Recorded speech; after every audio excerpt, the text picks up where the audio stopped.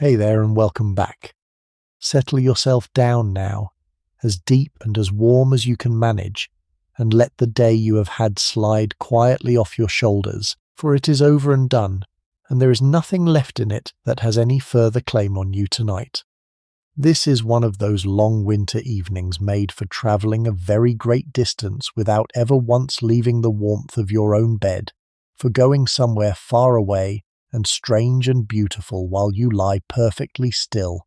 and it is meant for you, whoever you are, and however weary, whether the day behind you was a soft one or a hard one, or simply one of those that must be got through and forgotten. Tonight I want to carry you across half the surface of the world by night train into the heart of old Imperial Russia in the deep of winter, a vanished world of snow and lamplight and slow-rocking carriages, of fir forests without end and frozen rivers a mile across and little wooden towns asleep under the stars. You need do nothing at all to come with me but lie there and breathe and let the swaying of the carriage rock you and let the room around you dissolve, and the long train take its place. There is no hurry in any of this, and before our journey together is over, you and I will come at last to the shore of the deepest lake upon the whole of the earth, a lake so enormous that the people who live beside it call it a sea, frozen from one far shore to the other in the iron grip of the Siberian winter, and we will cross over it, you and I, not by any bridge and not by any boat, but out upon the surface of the ice itself. Before the express pulls away from the platform and the journey carries us off into the dark, let me say the one quiet word to you that belongs to our own world and not to the one we are about to enter, and then I will not break the spell again. If you find that these unhurried journeys into far-off places and vanished times are a comfort to you, a way of setting down the day and drifting gently off to sleep, then you would be most welcome to travel with me again on other nights like this one. There is no cost and no hurry about it, only the standing invitation to wander off into history together whenever the need is on you. I always like to know a little of who is travelling with me and from where, which country you are lying in tonight, which city or which still corner of the countryside, and what hour it has reached where you are, whether it is early dark or the very dead of the night. If you should care to leave me a word about it, I look through those notes far more often than you would think, and there is a real warmth in it for me,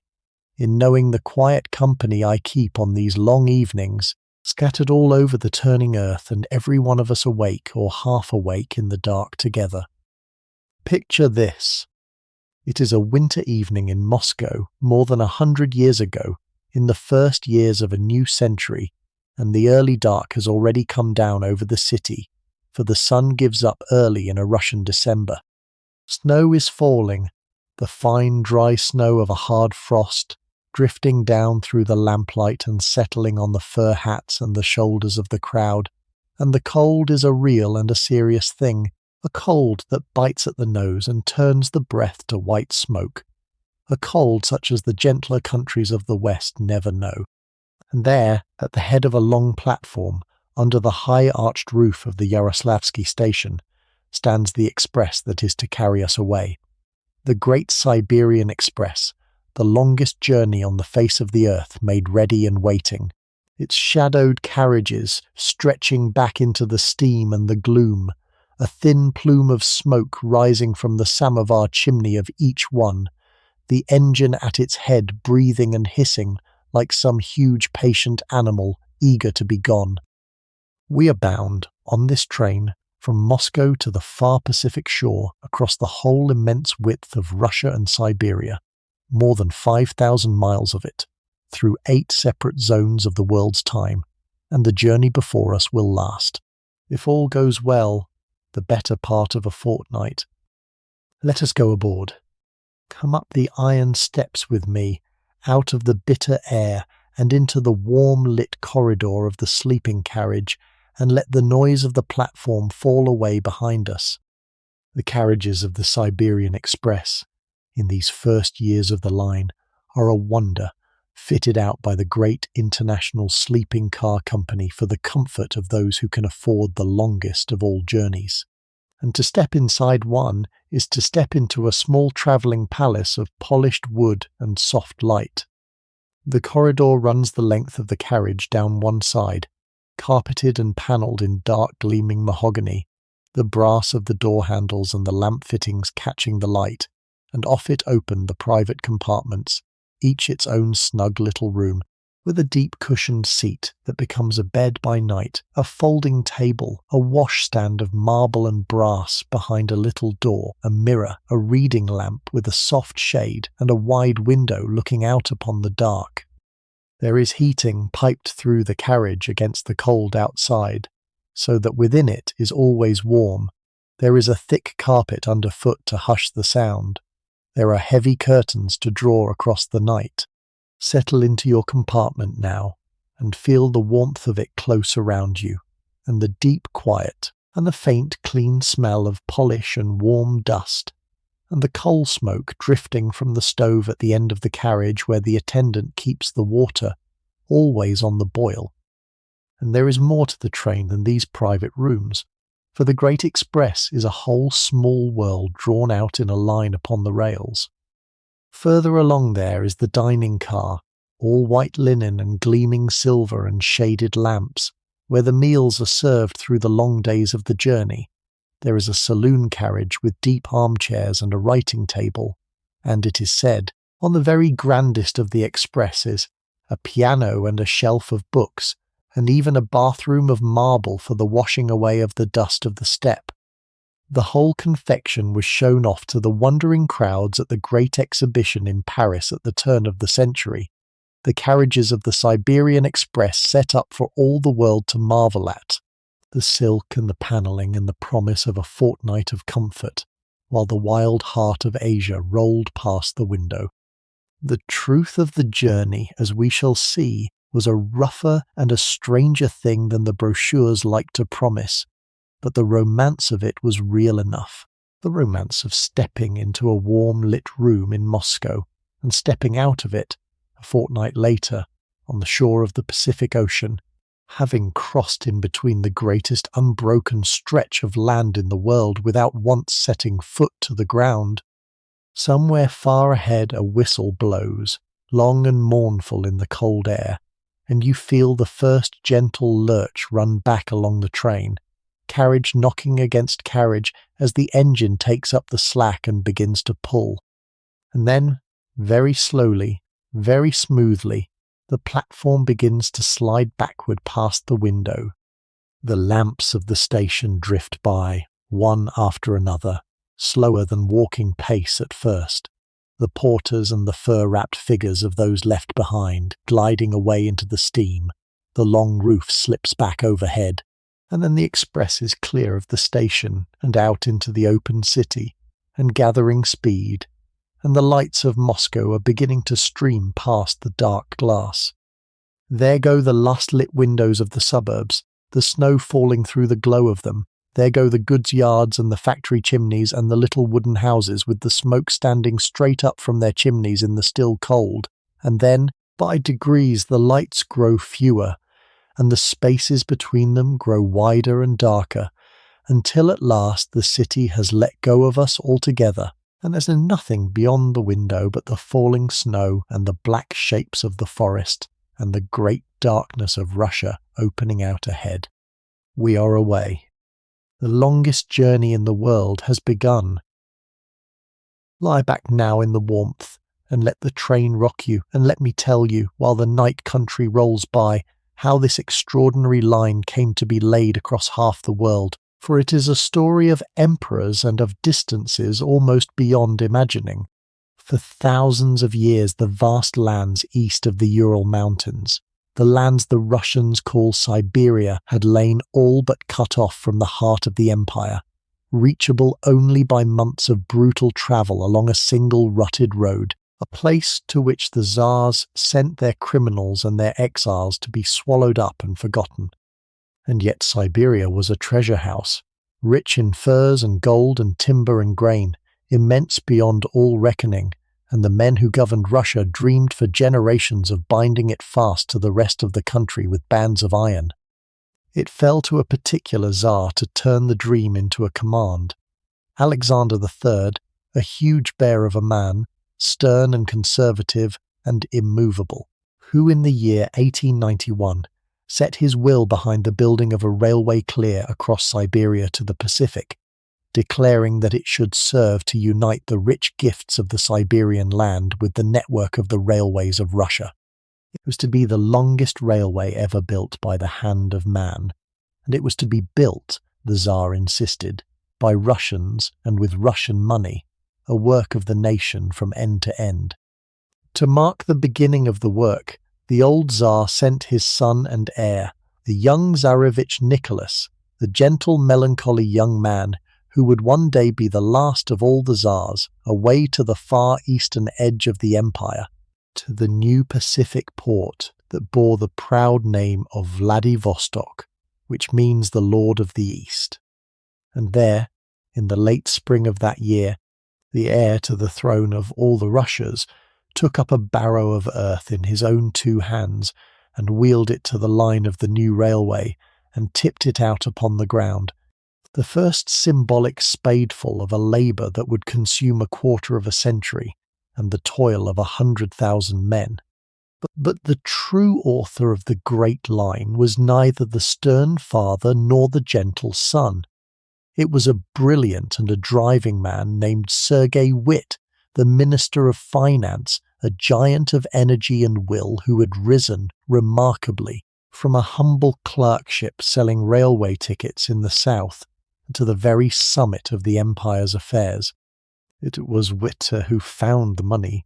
by loans and taxes and the printing of fresh roubles. It was Witt who drove the work forward against every obstacle of distance and climate and doubt, and it is to his iron determination, as much as to any Tsar, that the line we are riding tonight owes its existence. And what a labour it was, this building of the line, carried on across the whole width of a continent at once. The work begun from both ends and from the middle together, so that it might the sooner be done. Armies of labourers were carried out into the wilderness, free men and convicts both, to hack the roadbed out of the frozen earth and the dense forest, to fling bridges across rivers half a mile wide, to blast a path through rock, and to corduroy a way across the great swamps of the west. They worked through the short, fierce summers, plagued by clouds of stinging flies,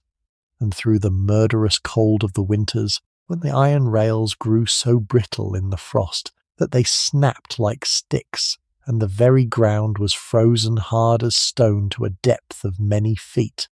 The materials were often poor, the bridges thrown up at first in mere timber, the rails laid too light and the ballast spread too thin, all in the desperate haste to join the ends of the line, and the early trains crept along the hurried track at little better than a walking pace for fear of leaving the rails altogether. Yet for all its faults the thing was done, mile upon mile, year upon year, the twin threads of steel creeping toward one another over the immensity, until at last the impossible was achieved and a single line of railway ran, with one great gap yet to be closed, from the heart of Europe to the shore of the Pacific. It is along that line, laid down at such a cost, that our warm-lit train is carrying us now into the dark. When the first evening of the journey draws on and a soft chime sounds along the corridor, it is the call to dinner, and we make our way forward through the swaying train to the dining car, steadying ourselves with a hand against the panelled walls as the floor tilts gently beneath us. The dining car is the social heart of the express, a long bright room on wheels, the small tables ranged down either side beneath shaded lamps, the white cloths very white, the silver and the glassware trembling and chiming faintly with the motion of the express. A steward in a white jacket shows us to a table by the window, and we settle in, and the dark country streams past the glass beside us, while within all is warmth and light, and the quiet clink of the meal. The food in these early years can be uneven, for the kitchen is small and the journey enormous and the supplies must last, but it can also be very good. The cooking of old Russia carried clear across Asia. There is the soup to begin, perhaps a bowl of the deep red beetroot soup the Russians love, served with a spoonful of soured cream. There is black bread, dense and sour and good. There is fish from the rivers and game from the forests, and tall glasses of tea, taken with a slice of lemon or a spoonful of cherry jam, and for those who wish it, the clear, fiery spirit of the country, drunk down in a single swallow against the cold. But the true pleasure of the dining car is not the food at all. It is the company and the strange floating society of the train. For here, thrown together by the chances of the journey, gather all the sorts of people who ride the iron road, and a meal in the dining car is a chance to watch them and to fall into talk. At the next table, an army officer in a trim uniform is bound for a distant garrison on the Pacific. Across the aisle, a stout merchant from Moscow, gold rings upon his fingers, is travelling east to make his fortune in the timber or the gold of Siberia. Further down sits a quiet official of the government and a foreign traveller with a notebook setting down his impressions for the readers at home, and a pale young wife going out to join a husband she has not seen in a year. Talk comes easily on the express in the long idle hours, easier than it ever comes at home. Strangers who would never exchange a word in the ordinary world fall into long, confiding conversations over the rims of their tea glasses, share their food and their stories and their reasons for crossing the world, and part again as strangers when their stations come. It is one of the particular enchantments of a long railway journey, this temporary brotherhood of the carriage, this little society sealed up and carried along together through the dark, and the dining car of the Siberian Express, with its warmth and its lamplight and its motley company bound for the ends of the earth, is as good a place to taste it as any in the world. After dinner, with the night fully come, there is nothing finer than to stand a while in the corridor, with your brow against the cold glass of the window, and simply watch the dark land go by. The corridor lamps are turned low, the carriage is quiet, and beyond the glass the great forest streams past, mile upon mile of it, the endless woods of birch and pine and fir that clothe the western reaches of the line. By the faint grey light of the snow, you can make out the trees crowding close to the track, their branches bowed and heavy under their white burden, file upon file of them flickering past, and then a gap, a frozen clearing, a glimpse of open white country rolling away to a far black line of forest under the stars, and then the trees close in again. Now and then the lights of a tiny settlement swim up out of the dark and are gone. A huddle of low wooden cabins with the snow piled to their window-sills and a single lamp burning yellow behind a frosted pane. Some family awake out there in the immensity of the winter night. And you wonder,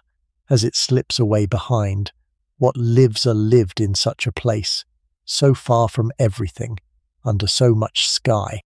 The express rocks on, the forest streams by. The cold presses against the glass an inch from your warm face, and cannot reach you. And there is a deep and particular peace in standing there in the hush of the corridor, warm and safe and carried smoothly through the heart of that frozen wilderness, watching the dark world go by and answerable to none of it. At last the warmth and the rocking and the lateness of the hour begin to tell, and it is time to turn in, and we go back along the corridor to the compartment where the attendant has been while we dined and made up the bed. The cushioned seat has become a proper berth, the sheets turned down, a thick blanket folded ready, the lamp dimmed to a soft glow, and there is no cosier place in all the world than a sleeping berth on a night train, snug and narrow and warm, with the wild, cold country rushing past unseen beyond the curtained glass. We undress and climb in and pull the blanket up and lie there a while in the dark listening. For the train has its own voice by night, a steady, soothing music made of many sounds, the deep, rhythmic beat of the wheels over the joints in the rails, that old hypnotic rocking horse rhythm, the long short that has rocked travellers to sleep since railways began, the faint creak and sway of the carriage, the distant muffled cry of the whistle far ahead, the hiss of the wind and the snow against the glass,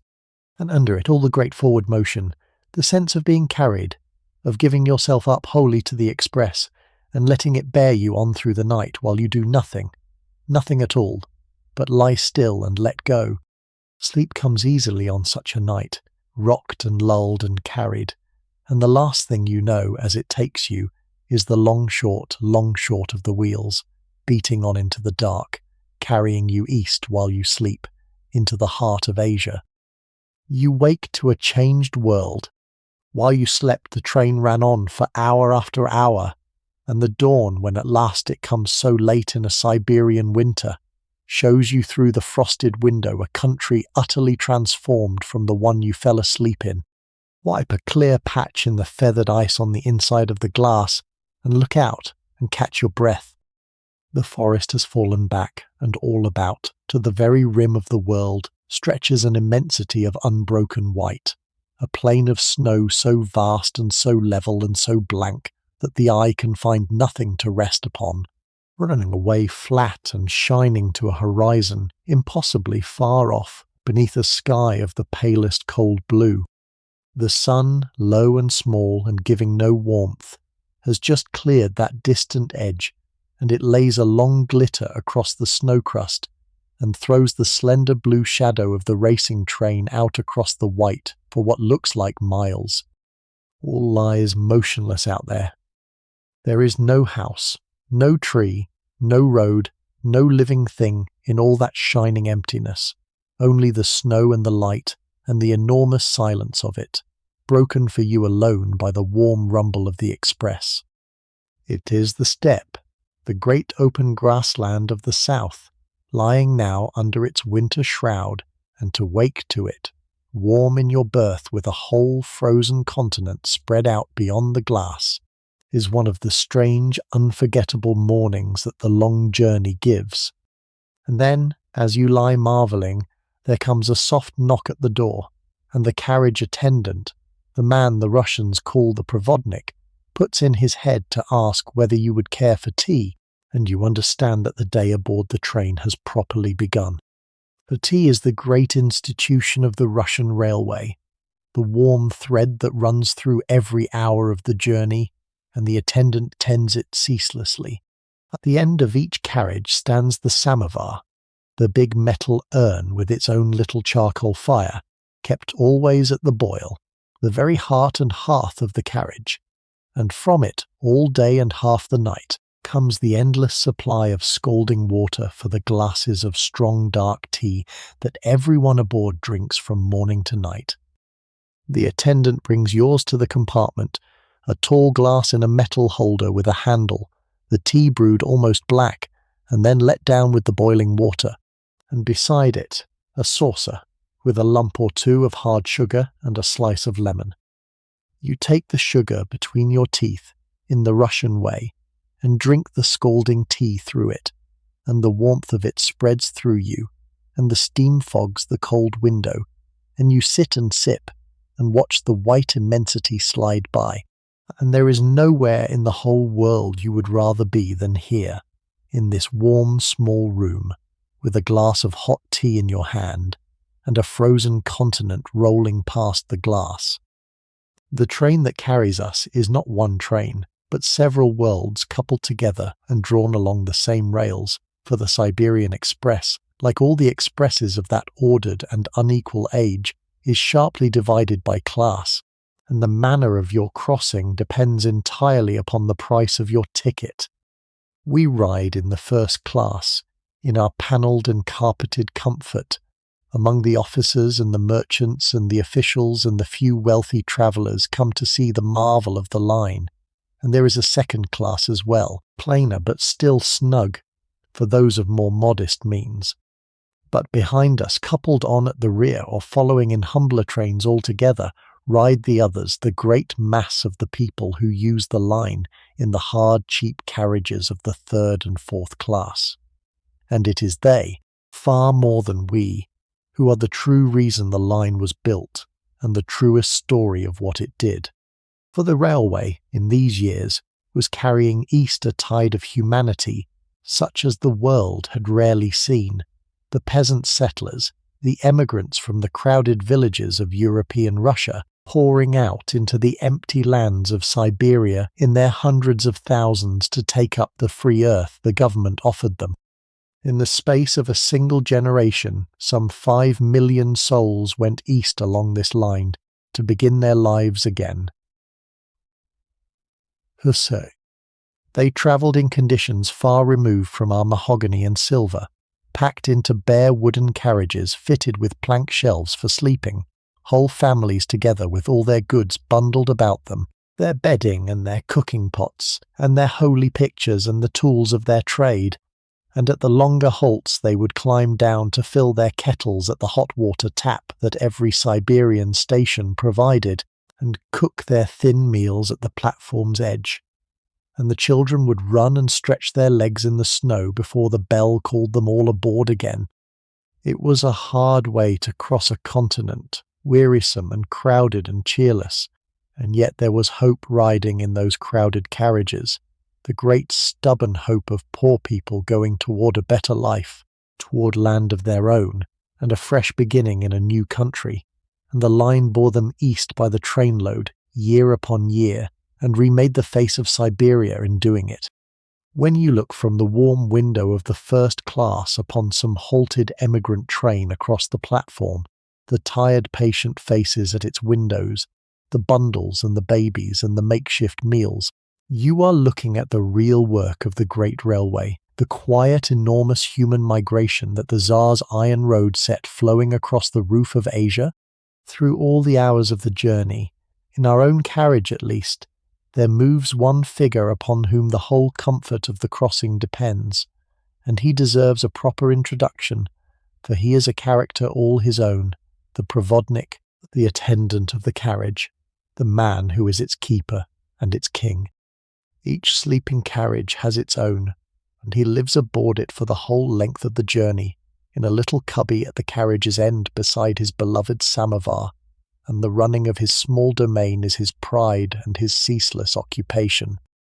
It is he who tends the stove and keeps the carriage warm against the murderous cold without feeding it coal through the nights. It is he who keeps the great urn always at the boil and brings the endless glasses of tea. It is he who makes up the berths at night and folds them away by day, who sweeps the corridor and polishes the brass and keeps the lamps trimmed and the little washroom in order, who wakes you for your station and guards the door against intruders and knows somehow everything that passes in his carriage. A good provodnik is a treasure, attentive and tireless and quietly proud,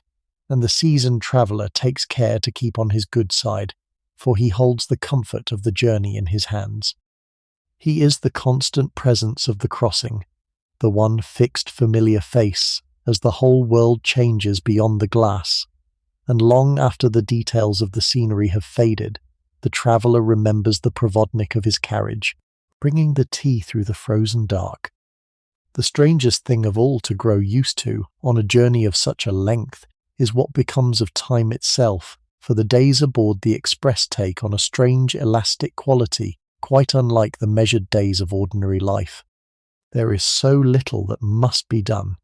and so much time in which to not do it, that the hours stretch and soften and run together. You wake and breakfast and watch the country, and take your tea and your meals and watch the country again, and the short winter day fades into the winter night, and another day exactly like it follows, and another, and you lose all sharp sense of how many have passed. And the confusion is made stranger still by a peculiarity of the line, for the whole vast railway, clear across all those thousands of miles and all those separate zones of the sun's time, kept to a single clock, that of the distant capital, far away in the west. So the railway clocks on the platforms, and the timetables, and the hour by which the train ran, might show the dead of night while the sun stood high and bright over the snow outside, or show the afternoon while all the world beyond the window lay in darkness.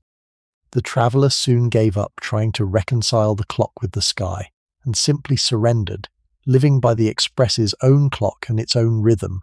eating when the dining car opened, and sleeping when the dark within the carriage said to sleep, while the real sun rose and set in its own wild way across the enormous land outside.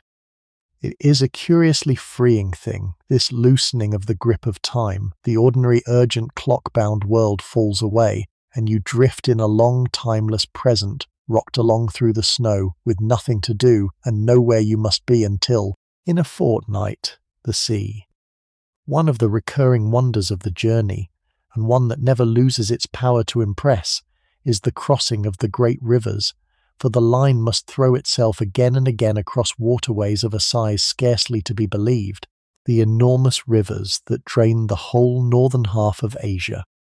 The engineers who built the line counted these crossings among their hardest labours, for the rivers run a mile and more from bank to bank, and across each one they flung a mighty bridge of iron, long lattice spans marching from pier to pier, among the longest and finest bridges in the world in their day, and a source of immense national pride. The express slows as it comes to one of them, and the note of the wheels changes, deepening to a hollow ringing thunder as the carriages roll out onto the ironwork and the solid earth drops away on either side. Look down, through the girders flickering past, and you see far below not running water but ice, a broad highway of blue-white ice, stretching away upstream and down between snow-laden banks. For these northern rivers freeze in winter to a depth that will bear the weight of a loaded sledge, and lie still and silent under the snow for half the year. And the names of those rivers are like a roll call of the great arteries of Asia, sounded one by one as the days pass and the express carries us deeper into the east. There is the Volga, away in the European country at the start, the broad mother river of old Russia, and then, beyond the mountains, the truly Siberian giants, the Oba and the Yenisei, each draining a basin larger than many a European country, each crossed upon its own tremendous bridge with the frozen flood spread out beneath. To stand at the window as the train rolls slowly out over the Yenisei, the ice far below catching the low gold light of the winter afternoon, the snowy hills of the farther bank drawing slowly nearer, is to feel in your very bones the scale of the land you are crossing, the sheer immensity of a country watered by such rivers.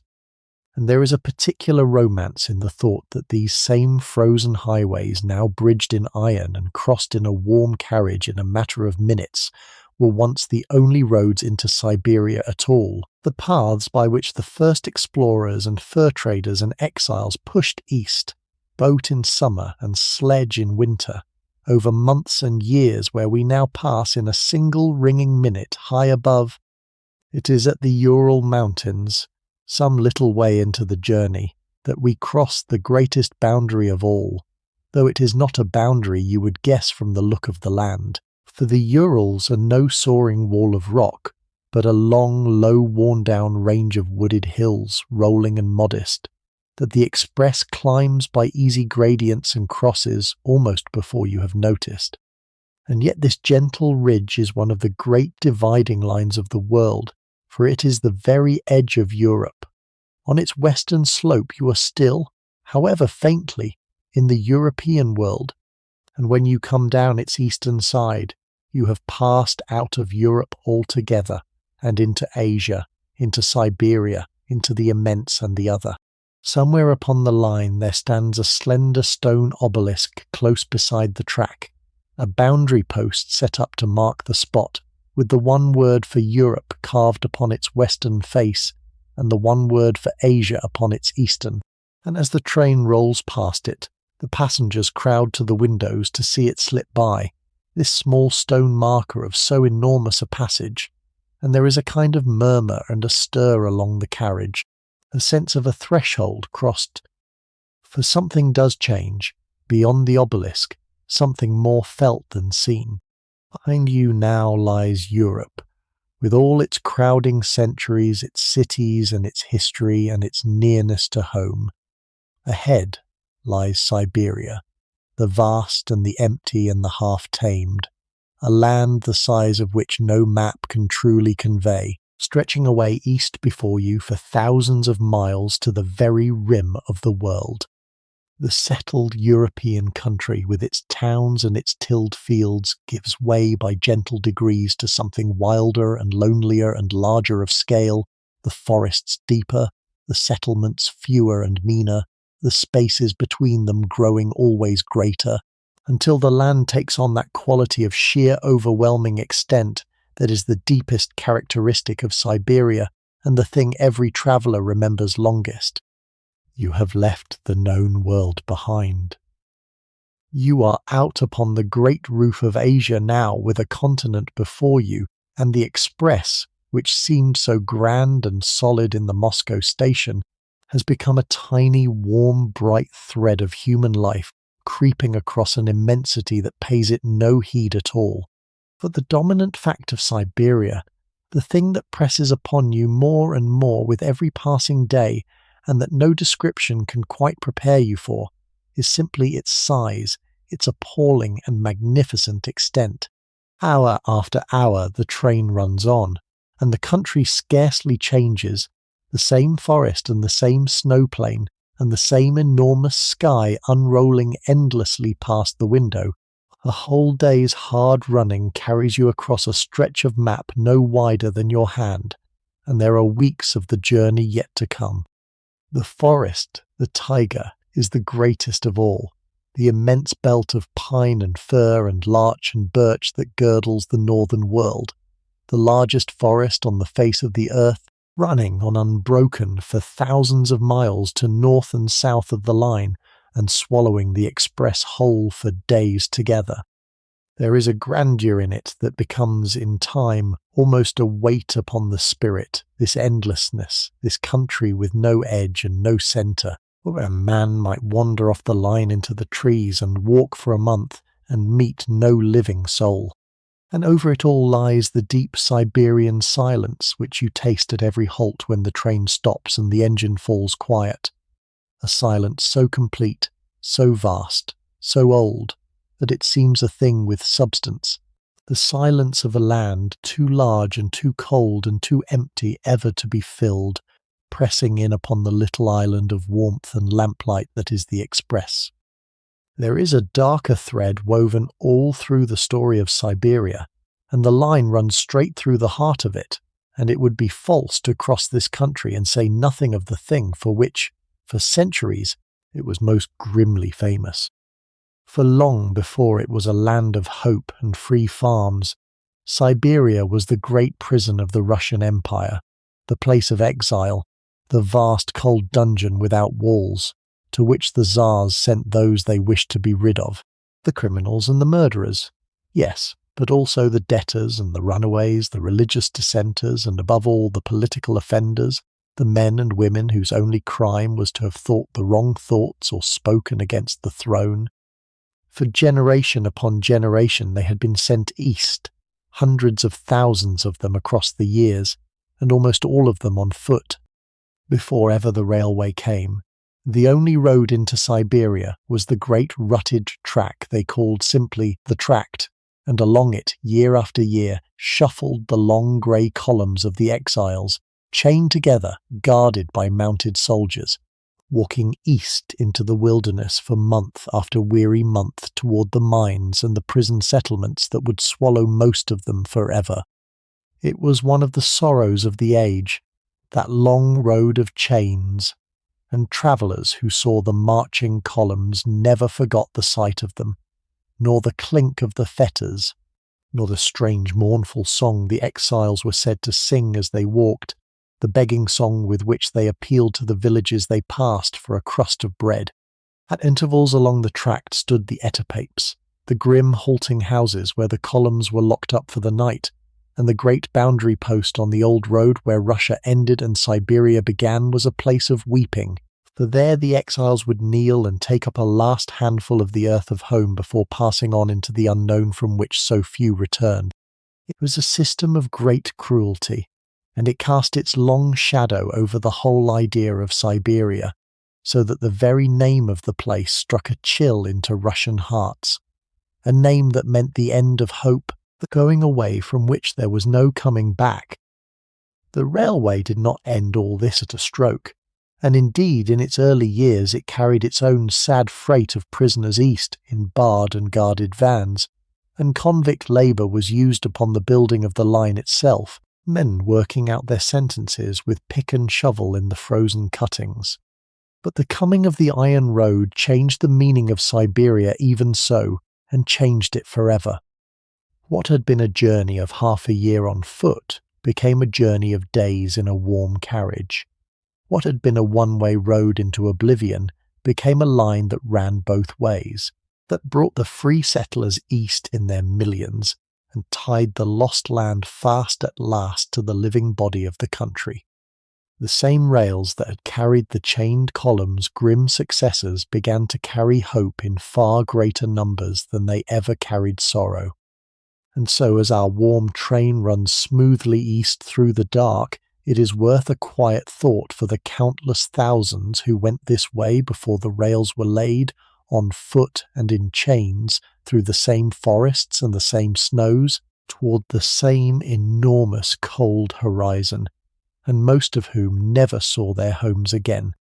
The land remembers them, even if the world has half forgotten. But let us come back to the living warmth of the present journey, for the train is slowing now, the long sighing slowing of a great express coming into a halt, and a wayside station is swimming up out of the dark to meet us. The halts punctuate the long monotony of the journey, coming every few hours through the day and the night, some no more than a lonely water tower and a signal lamp, others proper little stations with a name board and a lit window and a bell, and the longer stops, where the engine takes on water and coal, and the express pauses for a quarter of an hour or more, are great events in the unhurried life of the carriage, looked forward to and made the most of. The train shudders to a stand, the rumble and the rocking that have become the very ground of your existence suddenly cease, and into the strange ringing silence that follows comes the muffled life of the platform outside, voices and footsteps, and the hiss of escaping steam. To climb down at such a halt, in the dead of a winter night, is to step into an unforgettable scene. The cold takes your breath the instant you leave the carriage, a still iron cold under a sky ablaze with more stars than you have ever seen, the great arch of them wheeling overhead in the black, undimmed by any glow of cities for 1,000 miles in any direction. The platform is a pool of dim yellow lamplight in an ocean of dark. The snow squeaks and crunches underfoot, the particular dry squeak of snow in a hard frost. The carriages of the halted train stand steaming gently along their whole length, the warm light of their windows lying in soft squares upon the snow. Figures move in the lamplight, stamping their felt boots against the cold, their breath rising in clouds, the railwaymen with their lanterns going down the train to test the wheels with a long ringing tap of a hammer, the passengers down to stretch their legs and gulp the clean frozen air, the muffled local people drawn to the station as to the one great event of their day, and over it all hangs the great Siberian night, immense and frozen and silent, into which the little warm-lit train has come like a visitor from another world, paused for a moment, and into which it will soon vanish again. The chief pleasure of the longer halts, and one of the abiding delights of the whole journey, is the food, for at the larger Siberian stations there gathers upon the platform a whole open-air market of country people come to sell their wares to the passengers of the expresses, and a richer or a stranger larder it would be hard to imagine. The peasant women stand in a row in the lamplight, muffled to the eyes, their goods spread on cloths or held up in baskets, calling their prices as the travellers come down. And what they offer is the bounty of the Siberian forest and farm, frozen hard by the winter into a kind of natural larder. There are entire roast fowl, chicken and game, cooked and then frozen solid so that they keep. There are golden loaves of bread and little hot pies and dumplings. There are pots of soured cream and of the wild berries of the taiga, cranberry and cloudberry, frozen into bright hard masses. And strangest of all, there is the milk, sold not in any bottle or jug, but in solid frozen discs, frozen in a bowl, and turned out and stacked like plates, to be carried home and thawed at the fire. You buy what takes your eye, haggling cheerfully in the cold, and carry your spoils back to the warm carriage to feast, and there is something deeply satisfying in it, this provisioning at the edge of the wilderness, this brief warm human commerce struck up in the frozen dark between the travellers from the wider world and the country folk of the back of beyond. The peasant women and their frozen fowl, the steam and the lamplight and the haggling, the dumplings eaten hot in the rocking carriage as the train pulls out again into the night, are among the things the traveller remembers most fondly of the whole long crossing. For all the marble baths and the pianos that the brochures promised, it was these humbler pleasures that gave the journey its true savour. The glass of scalding tea, the frozen pie bought through a carriage window, the squeak of the snow, and the blaze of the stars at a midnight halt in the middle of Asia. And then the bell rings out along the platform, 2 strokes and then 3, the signal that the express will soon depart. The travellers hurry back aboard, stamping the snow from their boots. The whistle blows, and slowly, slowly, the lit platform and the muffled women and their lamplit baskets slide away behind into the dark, and the rumble and the rocking take up again, and we are off once more into the night. If the cold is the constant companion of the journey, the snow is its great adversary, and the keeping of the line open through the Siberian winter was, and is, a ceaseless war waged by an army of men against the weather itself. For the snow of those latitudes does not fall and lie politely. It comes in great storms, the buran, the blizzard of the steppe, when a screaming wind out of the north fills the air with driving white and heaps the snow into drifts that can bury a standing train to the roof in a single night. Against this enemy the builders of the line raised their defences, long wooden galleries, the snow sheds,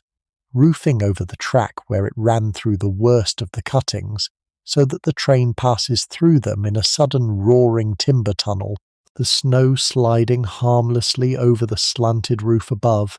and ranks of wooden snow fences set out across the windward fields to break the force of the drifting. And where the defences failed, there were the men. All along the line, in little huts spaced out across the emptiness, lived the track watchmen and the gangs of snow clearers, whose lonely duty it was to keep the iron road open through the long siege of winter. After a great storm they would turn out with their wooden shovels in their hundreds, the whole strength of a district, to dig the buried line clear by main force, labouring in the bitter cold to fling the drifts aside shovel by shovel, and ahead of the expresses went the great snow-ploughs, massive wedges of timber and iron driven hard against the drifts by 2 or 3 straining engines, hurling up the snow in white wings on either side as they forced a passage through. It was hard and dangerous and unending work, for a single night's storm could undo a day's clearing, and a train caught out between the huts by a sudden blizzard might sit fast in the drifts for hours or for days, its passengers waiting in the warm while the gangs dug toward them from either end. The traveller, drowsing in his heated compartment, gave little thought to all this, but his smooth, warm passage through the frozen waste was bought by the ceaseless toil of those unseen thousands out in the cold, the watchmen and the shovel gangs and the plough crews, holding the line open against the snow. And up at the head of the train, through all of it, rode the men who deserved the truest salute of all, the engineman, the driver, and the fireman labouring in the cab of the locomotive to drag the whole long train across the continent. Theirs was a strange double world of fire and ice. At their backs the roaring open mouth of the firebox, into which the fireman shovelled coal hour upon hour, until the sweat ran down him, the heat of it beating upon their faces, and before them, through the open or ill-fitting windows of the cab, the murderous cold of the Siberian air pouring in, so that a man might be roasting on one side and freezing on the other in the same minute. They peered ahead into the driving snow and the dark, watching for the signal lamps and the dim shapes of the way, nursing the great machine along the hurried imperfect track, easing it over the long timber bridges and round the curves, and at the water towers along the line, where the engine must drink, they fought the perpetual battle of the frost, for the water would freeze in the columns and the pipes, and must be thawed with fire before the boiler could be filled. It was a hard life, and an honourable one, the life of the Siberian engineman, and a romantic one too in its way, for these were the men at the very point of the great adventure, the first human beings to break each mile of the frozen dark, the hands that actually carried the express and all its sleeping trustful passengers safe across the roof of the world. When you lie warm in your berth and feel the engine straining on some long grade, the beat of its exhaust coming deep and heavy through the night, spare a thought for the two men up there in the cab, in the cold and the dark and the flying snow, feeding the fire and watching the line, carrying you on while you sleep. The whole marvel of the journey, all the comfort and the wonder of it, rests in the end upon them, and upon the simple, faithful labour of the engine, beating out its long short into the immensity, hour after hour, mile after mile, never failing, carrying us east. Now and again, after days of forest and snow plain and lonely halt, the train comes at last to a real city, and the change is startling, for the great towns of Siberia rise out of the wilderness like islands of life in an ocean of emptiness, and the chief of them is a place worth pausing over. Irkutsk, the old capital of eastern Siberia, set near the shore of the great lake, was the finest of them, a city grown rich and proud on the gold and the furs of the country, and so full of grace and pleasure that the Russians like to call it the Paris of Siberia. As the express draws in, the lonely country gives way to the outskirts of a true town. Wide streets, some of them lined with the wooden houses that are the glory of Siberia, low broad dwellings of squared logs silvered with age, their window frames and eaves carved and fretted into a lace of wooden ornament, the smoke standing up from every chimney into the frozen air. And among the wooden houses rise grander things, the stone mansions of the merchants and the gold kings, the public buildings, the theatres and the schools, and over all of it lifting into the pale sky, the domes. For a Russian city,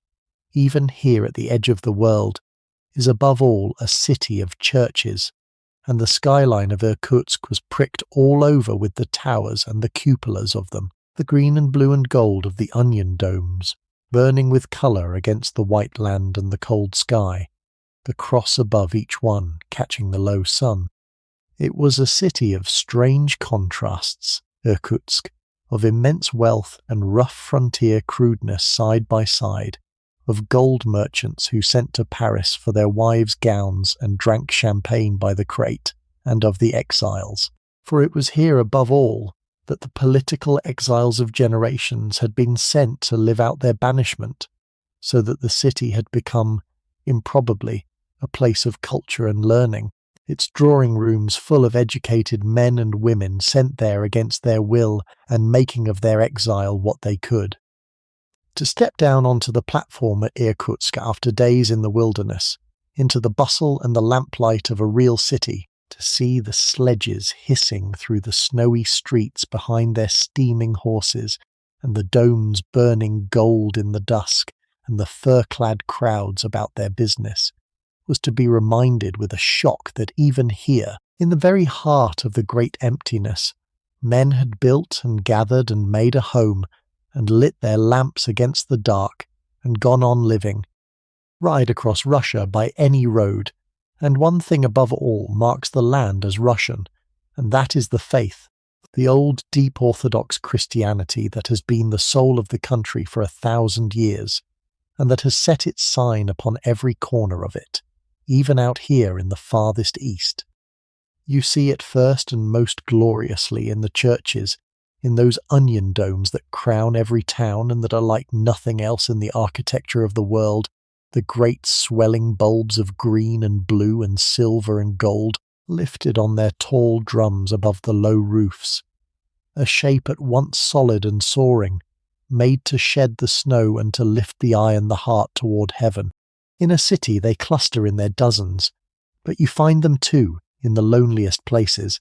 a single white church with one blue dome standing among a huddle of cabins in the middle of the frozen plain, the one grace note in all that emptiness, and you wonder at the faith that raised so fair a thing so far from anywhere. But the faith is not only in the churches, it is woven through the whole texture of the people's lives, and the watchful traveller sees its signs everywhere along the line. There are the wayside shrines, the little roofed boxes set up beside the road, and the track at the lonely places, each holding its holy picture, its icon dim behind a pane, with sometimes a candle or a few paper flowers left by some passing hand. The country people cross themselves as they pass them, and so, you notice, do many of your fellow travellers, and the railwaymen, and the peasants in the cheap carriages. In the corner of every cabin, high on the wall, hangs the icon with its little lamp, the holy corner toward which a man turns to pray, and to which a guest bows on entering before he greets his host.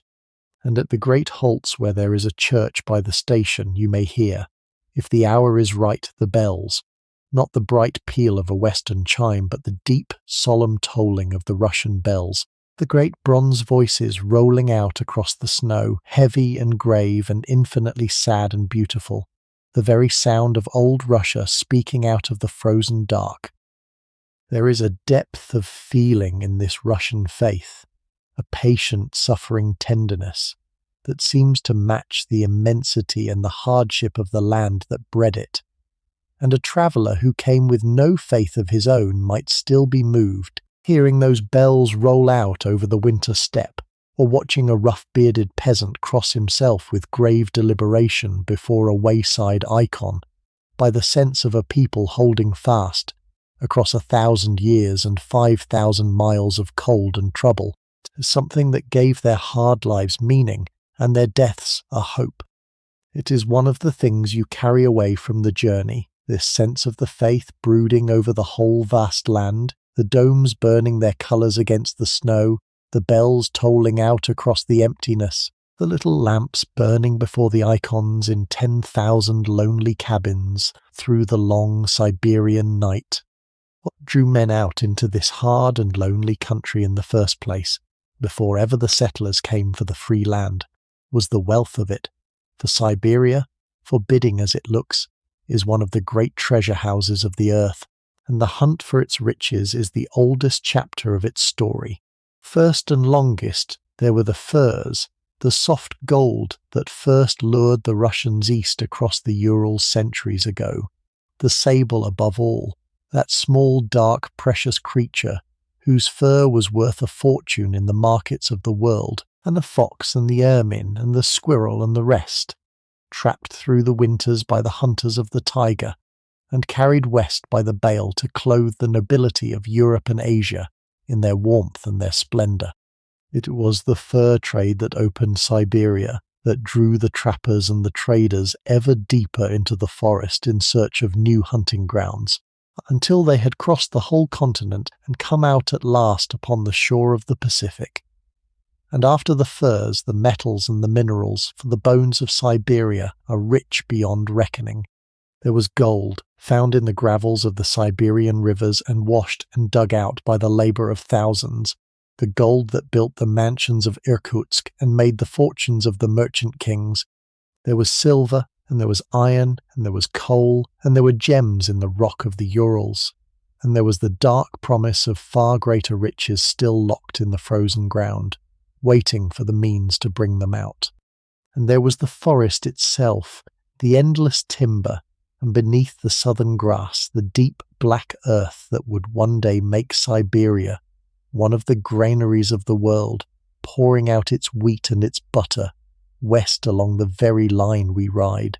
The railway was built, in the cold calculation of the men who ordered it, precisely to unlock all this, to let the wealth of the East flow west and the strength of the empire flow east. And as the train rolls over the buried riches of the country, mile upon mile, you understand that for all its loneliness this is no barren waste but a sleeping giant of a land,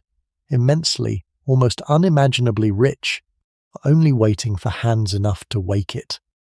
Not every day of the journey is a day of storm and gloom, and there come days, the finest of the whole crossing, when the weather clears and the Siberian winter shows you the other face it keeps, a face of such pure and dazzling beauty that it stops the breath. You wake to find the snow has ceased and the wind has fallen, and the sky has cleared to a deep and flawless blue, and the sun, though it gives no warmth, pours down a light of extraordinary brilliance over a world made all of white and blue and gold. The snow plain that was so blank and grey under the cloud becomes a sheet of diamonds, every crystal of the frozen crust catching and throwing back the light, so that the whole world glitters and sparkles to the far horizon as though strewn with broken glass. The shadows on the snow are not grey, but a clear deep blue, the long blue shadows of the trees and the telegraph poles and the racing train laid out crisp and lovely across the dazzle. And the cold on such a day is a thing of beauty in itself, a still profound serene cold under the windless sky, in which every distant thing stands out with a knife-edged clearness. The far line of the forest, the smoke of a distant village rising straight and blue into the calm, the glittering peaks if there are hills upon the skyline. The trees by the line are transfigured, every twig and needle furred thick with white hoarfrost and rime, so that the dark forest of yesterday has become a forest of white coral, of spun glass, sparkling and unearthly in the sun, and the great, low, golden light of the brief winter day lies over it all, warming the snow to cream and the blue shadows to violet, until toward the early afternoon the sun begins to redden and to sink, and the whole shining world flushes slowly to rose and gold, and at last to a deep and burning crimson along the western edge, the most beautiful and the most desolate sunset in the world, going down over 1,000 miles of empty snow. To sit at the warm window through such a day, with the glittering wilderness streaming past in all its cold glory, is to understand why men who have crossed Siberia in winter never quite forget it, and carry the dazzle of it in their eyes for the rest of their lives. The evenings aboard the express have a character all their own, quite different from the bright bustle of the dining car, or the idle watching of the day, and they are perhaps the most companionable hours of the whole crossing. When the early dark has come down, and the lamps are lit, and the supper things cleared away, the travellers gather in the saloon carriage, or in one another's compartments, and the long lamplit evening unfolds in the old easy ways that people found to pass the time before the world grew hurried. There is talk, above all, the endless unhurried talk of the train, ranging over every subject under heaven as the strangers grow into friends. There are cards, the eternal card games of the railway, played for small stakes far into the night amid laughter and mock despair. There is chess, over which two players will brood for a whole silent hour, while the snow streams past unregarded. Someone has brought a book and reads. Someone writes a long letter to be posted at the next great town. Someone simply sits with a glass of tea and watches the dark, lost in the long thoughts that such journeys bring. And sometimes, on a good evening, there is music, for the Russians are a musical people, and rarely travel far from a song. Someone takes up a guitar or sits down at the piano if the express is grand enough to boast one, and the old songs begin. The melancholy, beautiful folk songs of Russia, songs of the Volga and the steppe and the open roads and the partings, sung in deep voices that seem to hold all the sadness and all the patience of that enormous land. The other passengers fall quiet to listen or join in softly on the choruses they know, and there is a magic in it. The warm lit carriage and the singing voices and the snow rushing past the black windows, the little company of strangers bound together for these few days, drawn close in the old songs of their country, carried along together through the frozen heart of Asia. The hours slip by unmarked. The samovar is replenished. The tea goes round again. The talk and the cards and the songs go on. And one by one the travellers yawn and rise and take their candles and make their way down the swaying corridor to their berths, until the saloon is empty at last and dark, and only the wheels are left to keep up their long short through the night. Out in the darkness beyond the carriage windows, all along the thousands of miles of the line, there lives a particular and a lonely kind of person whom the traveller seldom sees but should not forget. And that is the keeper of the line, the watchman of the track, and his family in their little hut in the wilderness. For the line could not be left to look after itself. It had to be watched, every mile of it, against the snow and the flood and the breaking of a rail, and the 1,000 accidents that might befall it. And so at regular intervals along its whole enormous length there stood a small hut, and in each hut there lived a railwayman whose duty it was to guard his own short stretch of the track. As the train passes in the night, you catch a glimpse of him at his post, the small lit window, the figure standing stiff beside the line with a furled flag or a lantern held up, signalling that all is well upon his length, watching the great express thunder by and vanish into the dark, and then turning back to his solitude. Think what a life it must have been out there. The hut stands alone in the immensity, perhaps a day's journey from the nearest town, with nothing around it but the forest or the snowplain running away on every side to the edge of the world.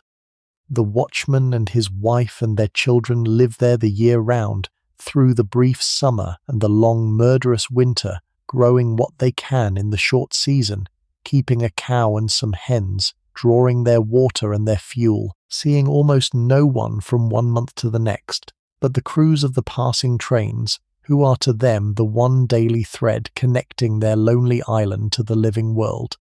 The children grow up there knowing nothing but the line and the forest and the expresses. The wife keeps the little house against the wild.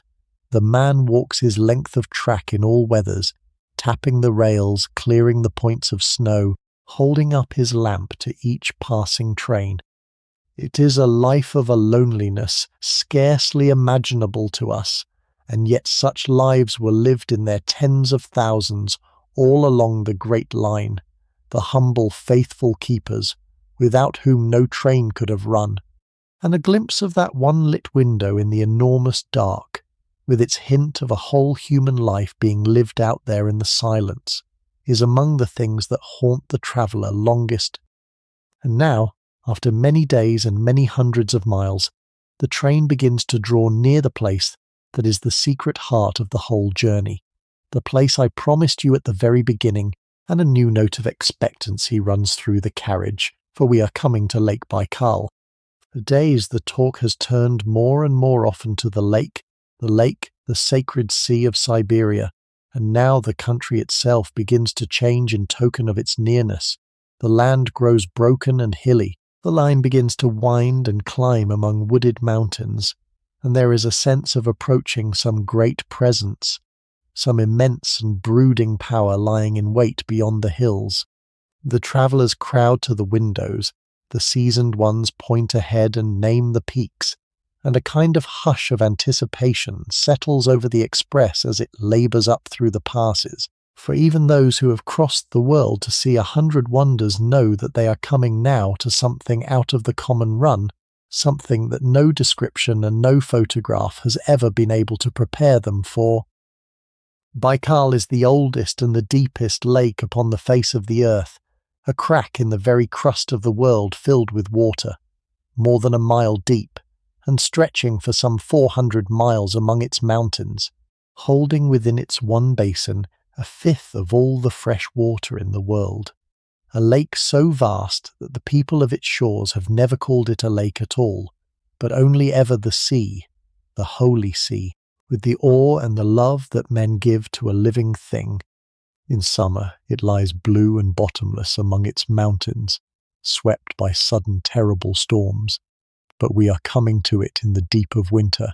and in winter Baikal does a thing that few great waters on the earth can do. It freezes, wholly and utterly, from shore to shore and from end to end, the entire enormous sea locked solid under a roof of ice,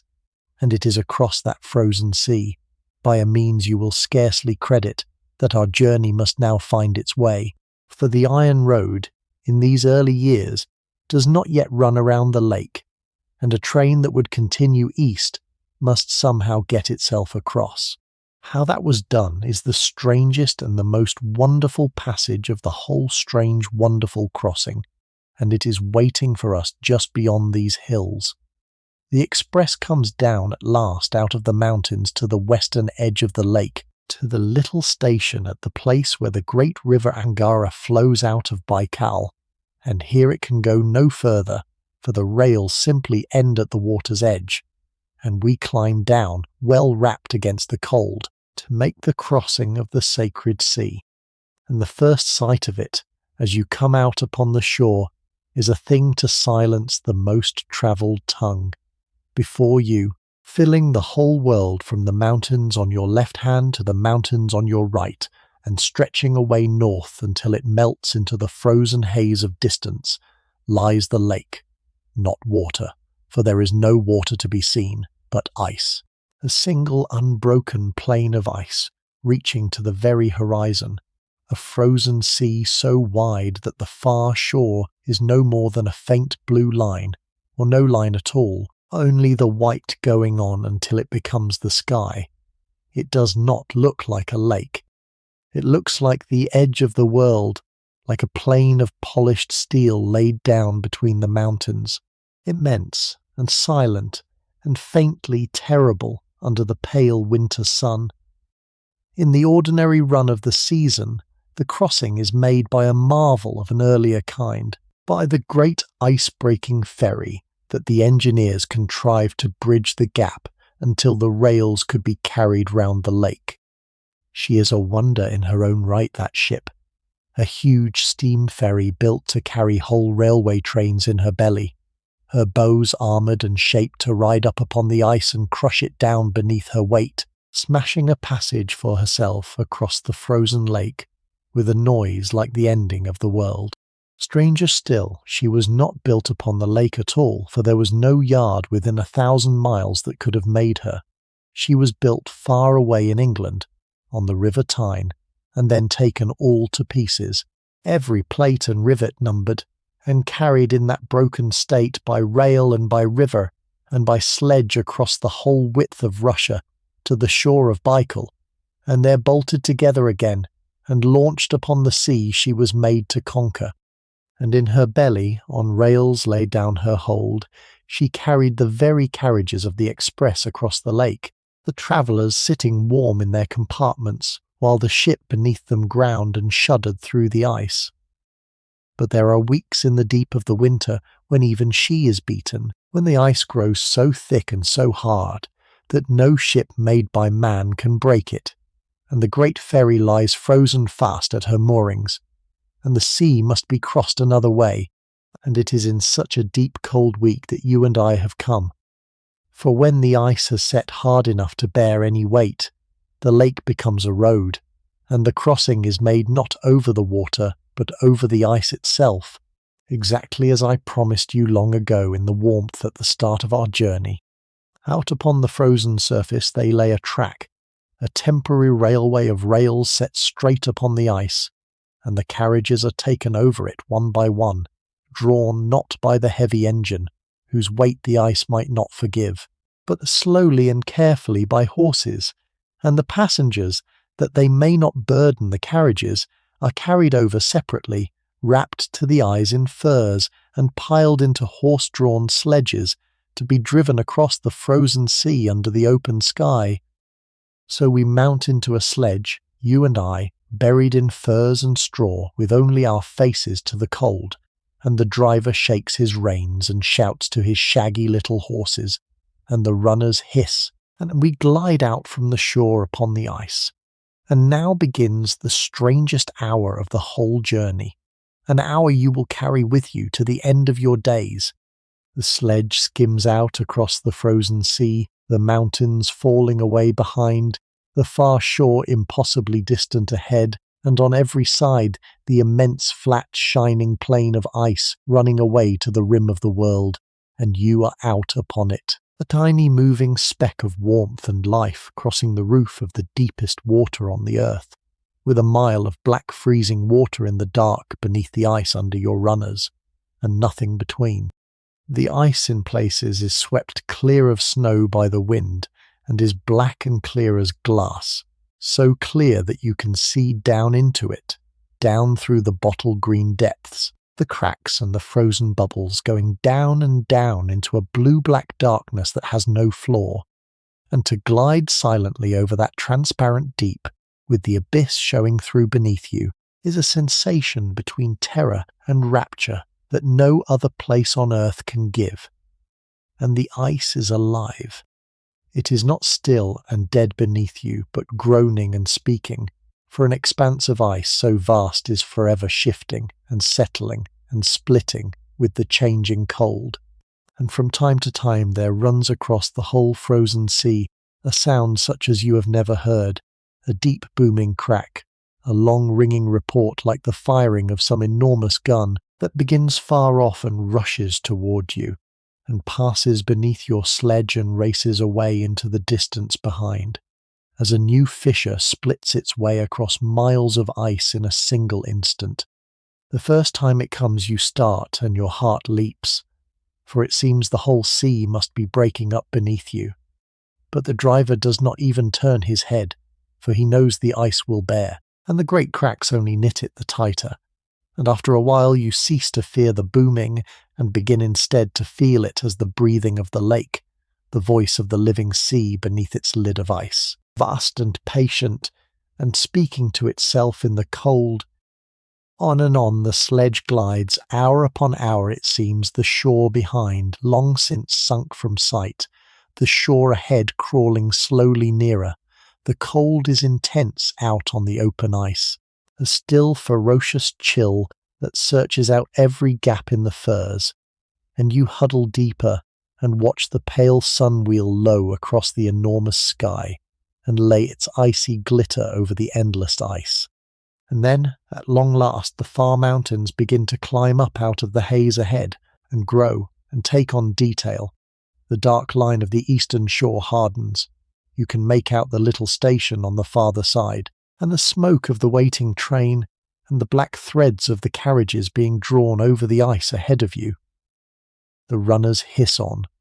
The far bank comes up to meet you, and at last the sledge sweeps in off the ice and onto the solid frozen land of the eastern side, and you are across. You have crossed the sacred sea, the deepest water in the world, upon its frozen back in a sledge, under the winter sky, and lived to remember it. The promise of the first night is kept. There is the train waiting on the eastern rails, warm and lit and patient, and we climb back aboard,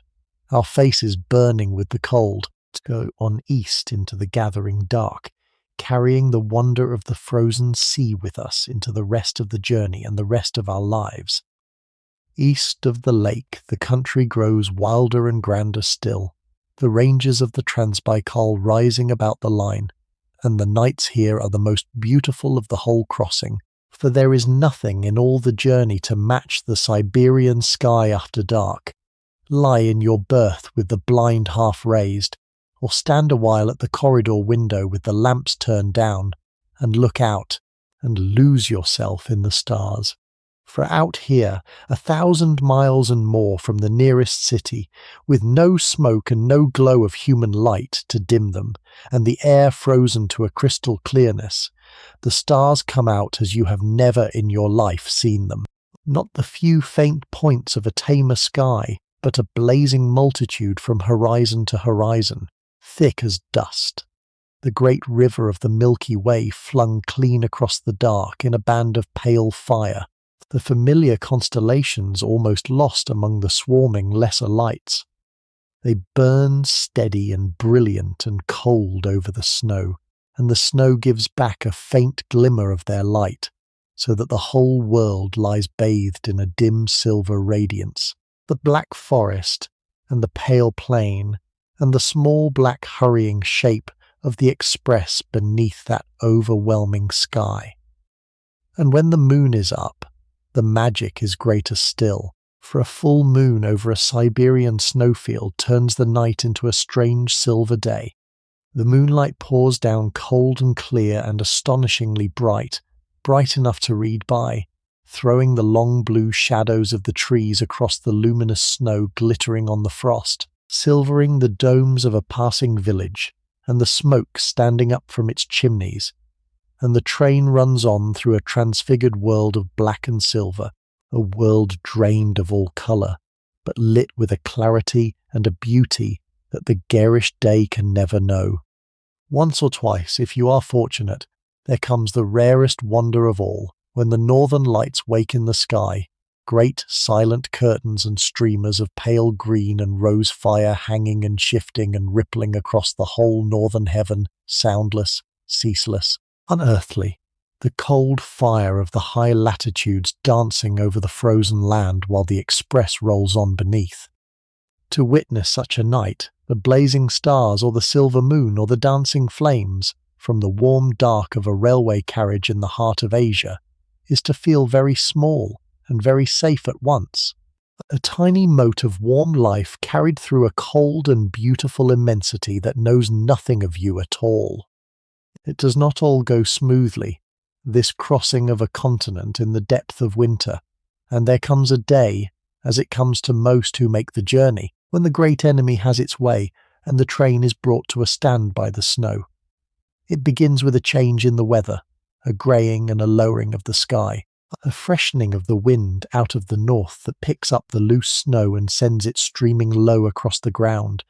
and then the storm comes down in earnest, the boran, the blizzard, and the world beyond the window vanishes into a howling chaos of driving white, in which nothing whatever can be seen.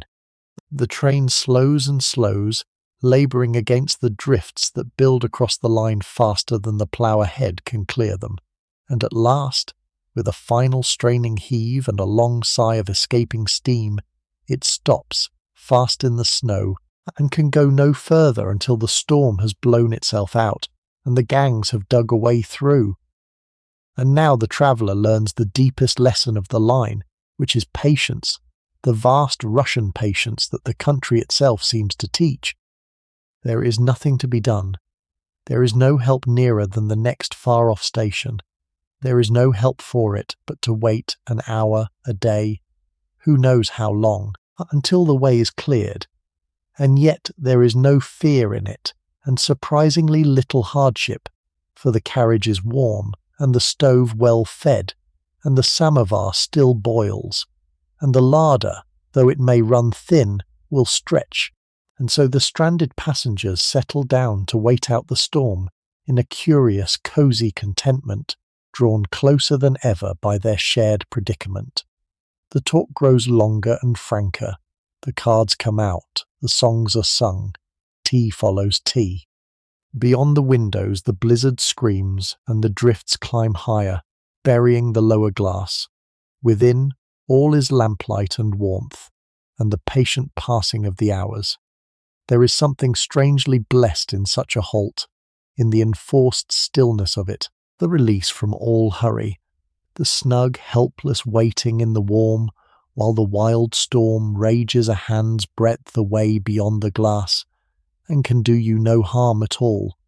These long enforced quiets, and the longer quiets of the ordinary days, work a quiet change upon the traveller, and it is one of the truest gifts of the journey, though it is hard to put a name to. For a crossing of such a length,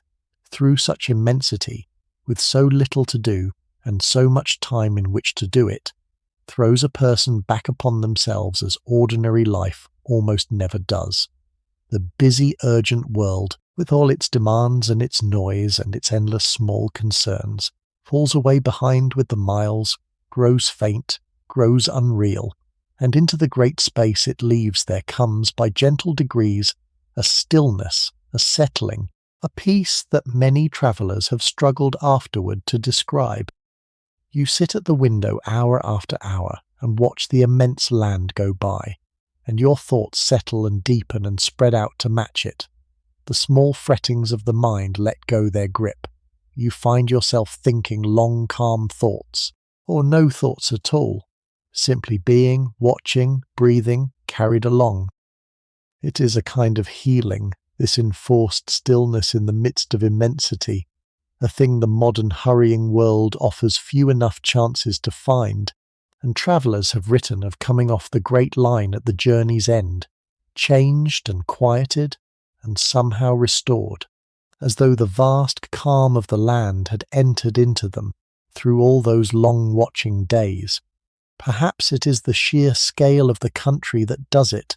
the way it dwarfs and so dissolves the importance of one's own small troubles. Perhaps it is only the rest, the long unbroken rest of having nowhere to be and nothing to do but watch the snow. But whatever the cause, it is real, and it is precious, and it is one of the deepest reasons that people who have crossed Siberia speak of it ever after, with a strange softened longing in their voices, as of a place where, for a little while, the noise of the world fell silent, and they remembered how to simply be. You may feel a little of it yourself tonight, perhaps, lying still and carried, letting the wide land roll by. And Vatsatashta says, for that quiet is the very thing we came here for. The farther east the express carries us, the more the land and its people change, and there comes a sense, beyond the great lake, of having passed into yet another world again, a country that looks less and less toward Europe,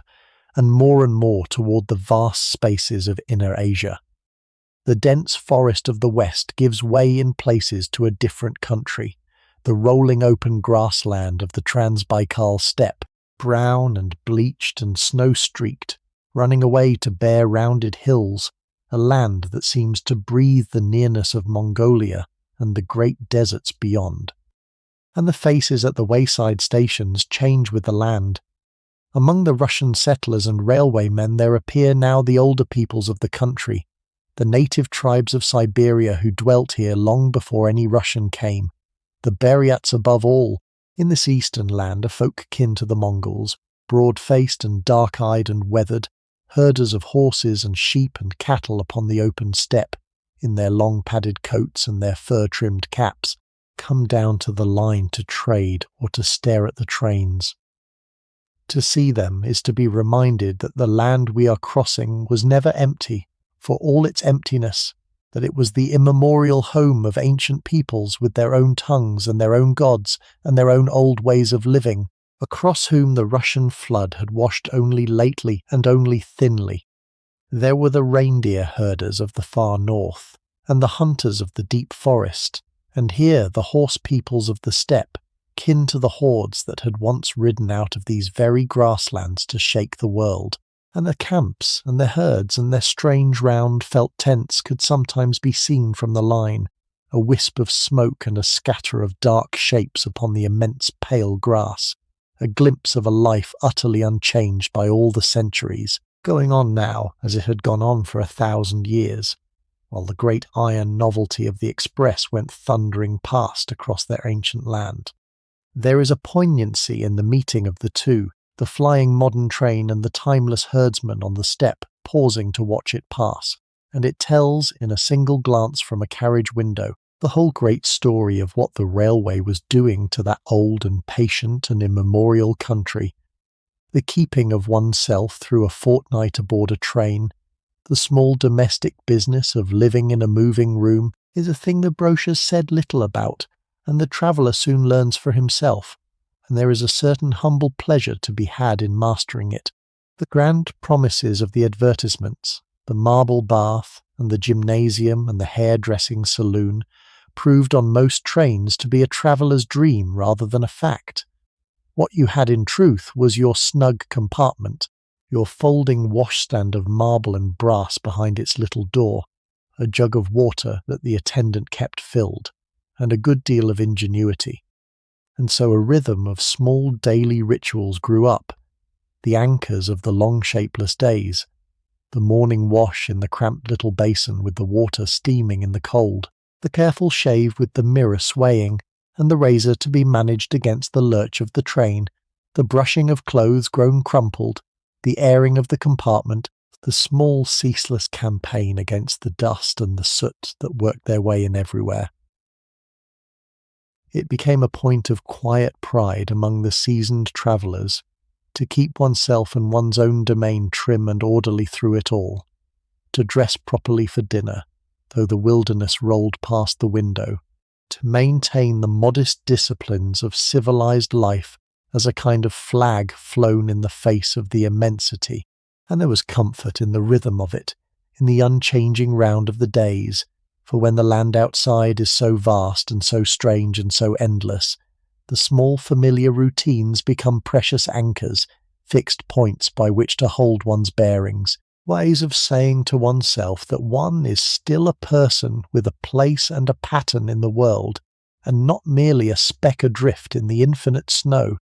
The glass of morning tea, the wash, the watching of the country, the meals at their appointed times, the evening's cards, the making up of the berth, these little rounds gave shape and savour to the formless days and made the moving compartment, by slow degrees, into something almost like a home.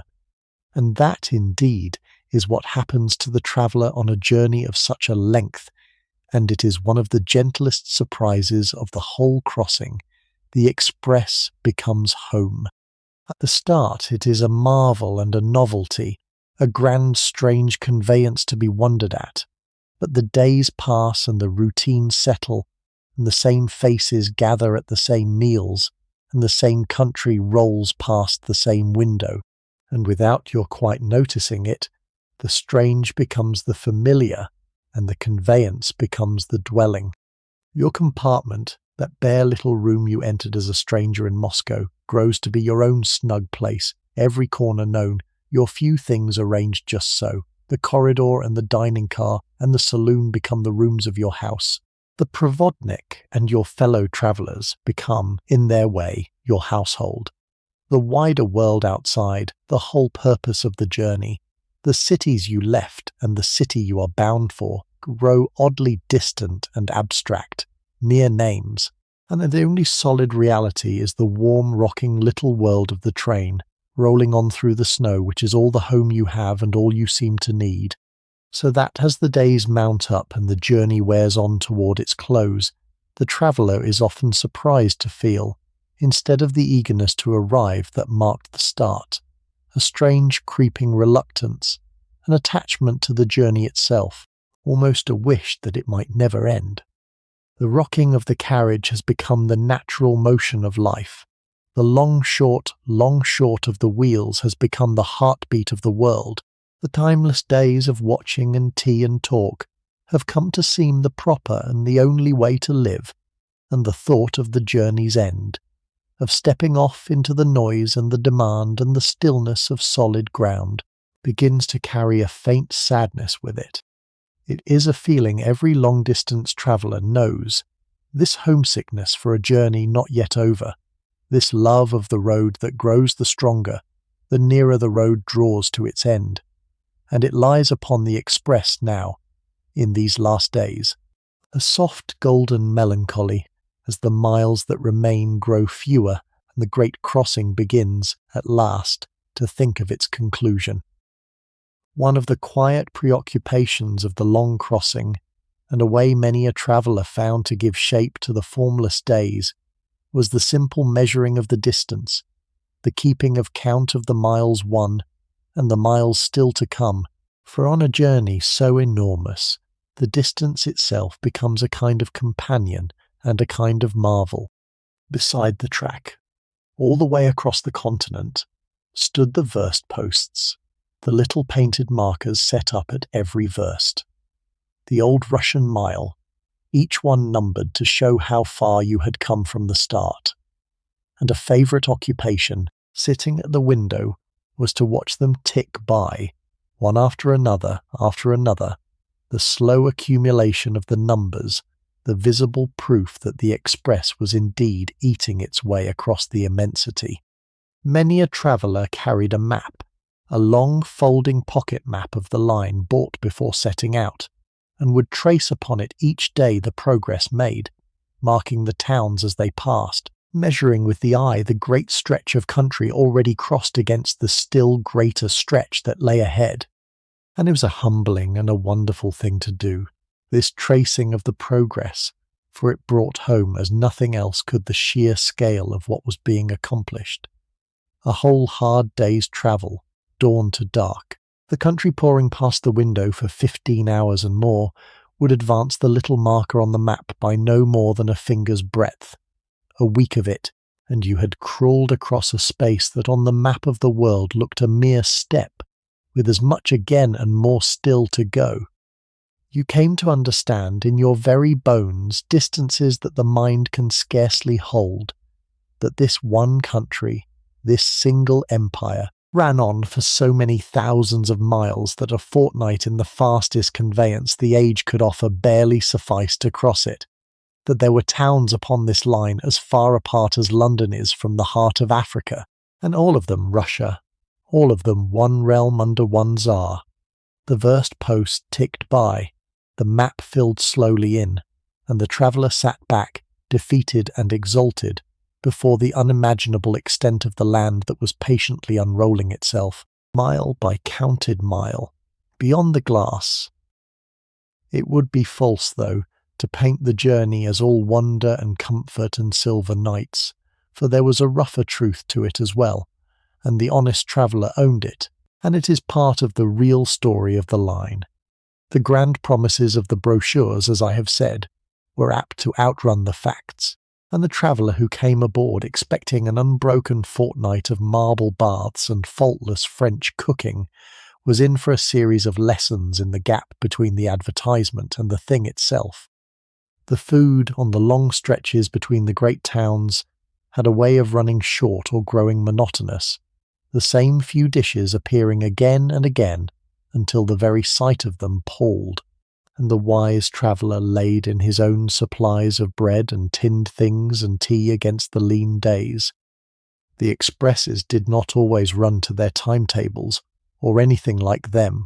A journey promised in 10 days might stretch to 15 or more, dragged out by snow and breakdown and the slow, careful crawl that the imperfect track demanded. For the line had been laid in such haste,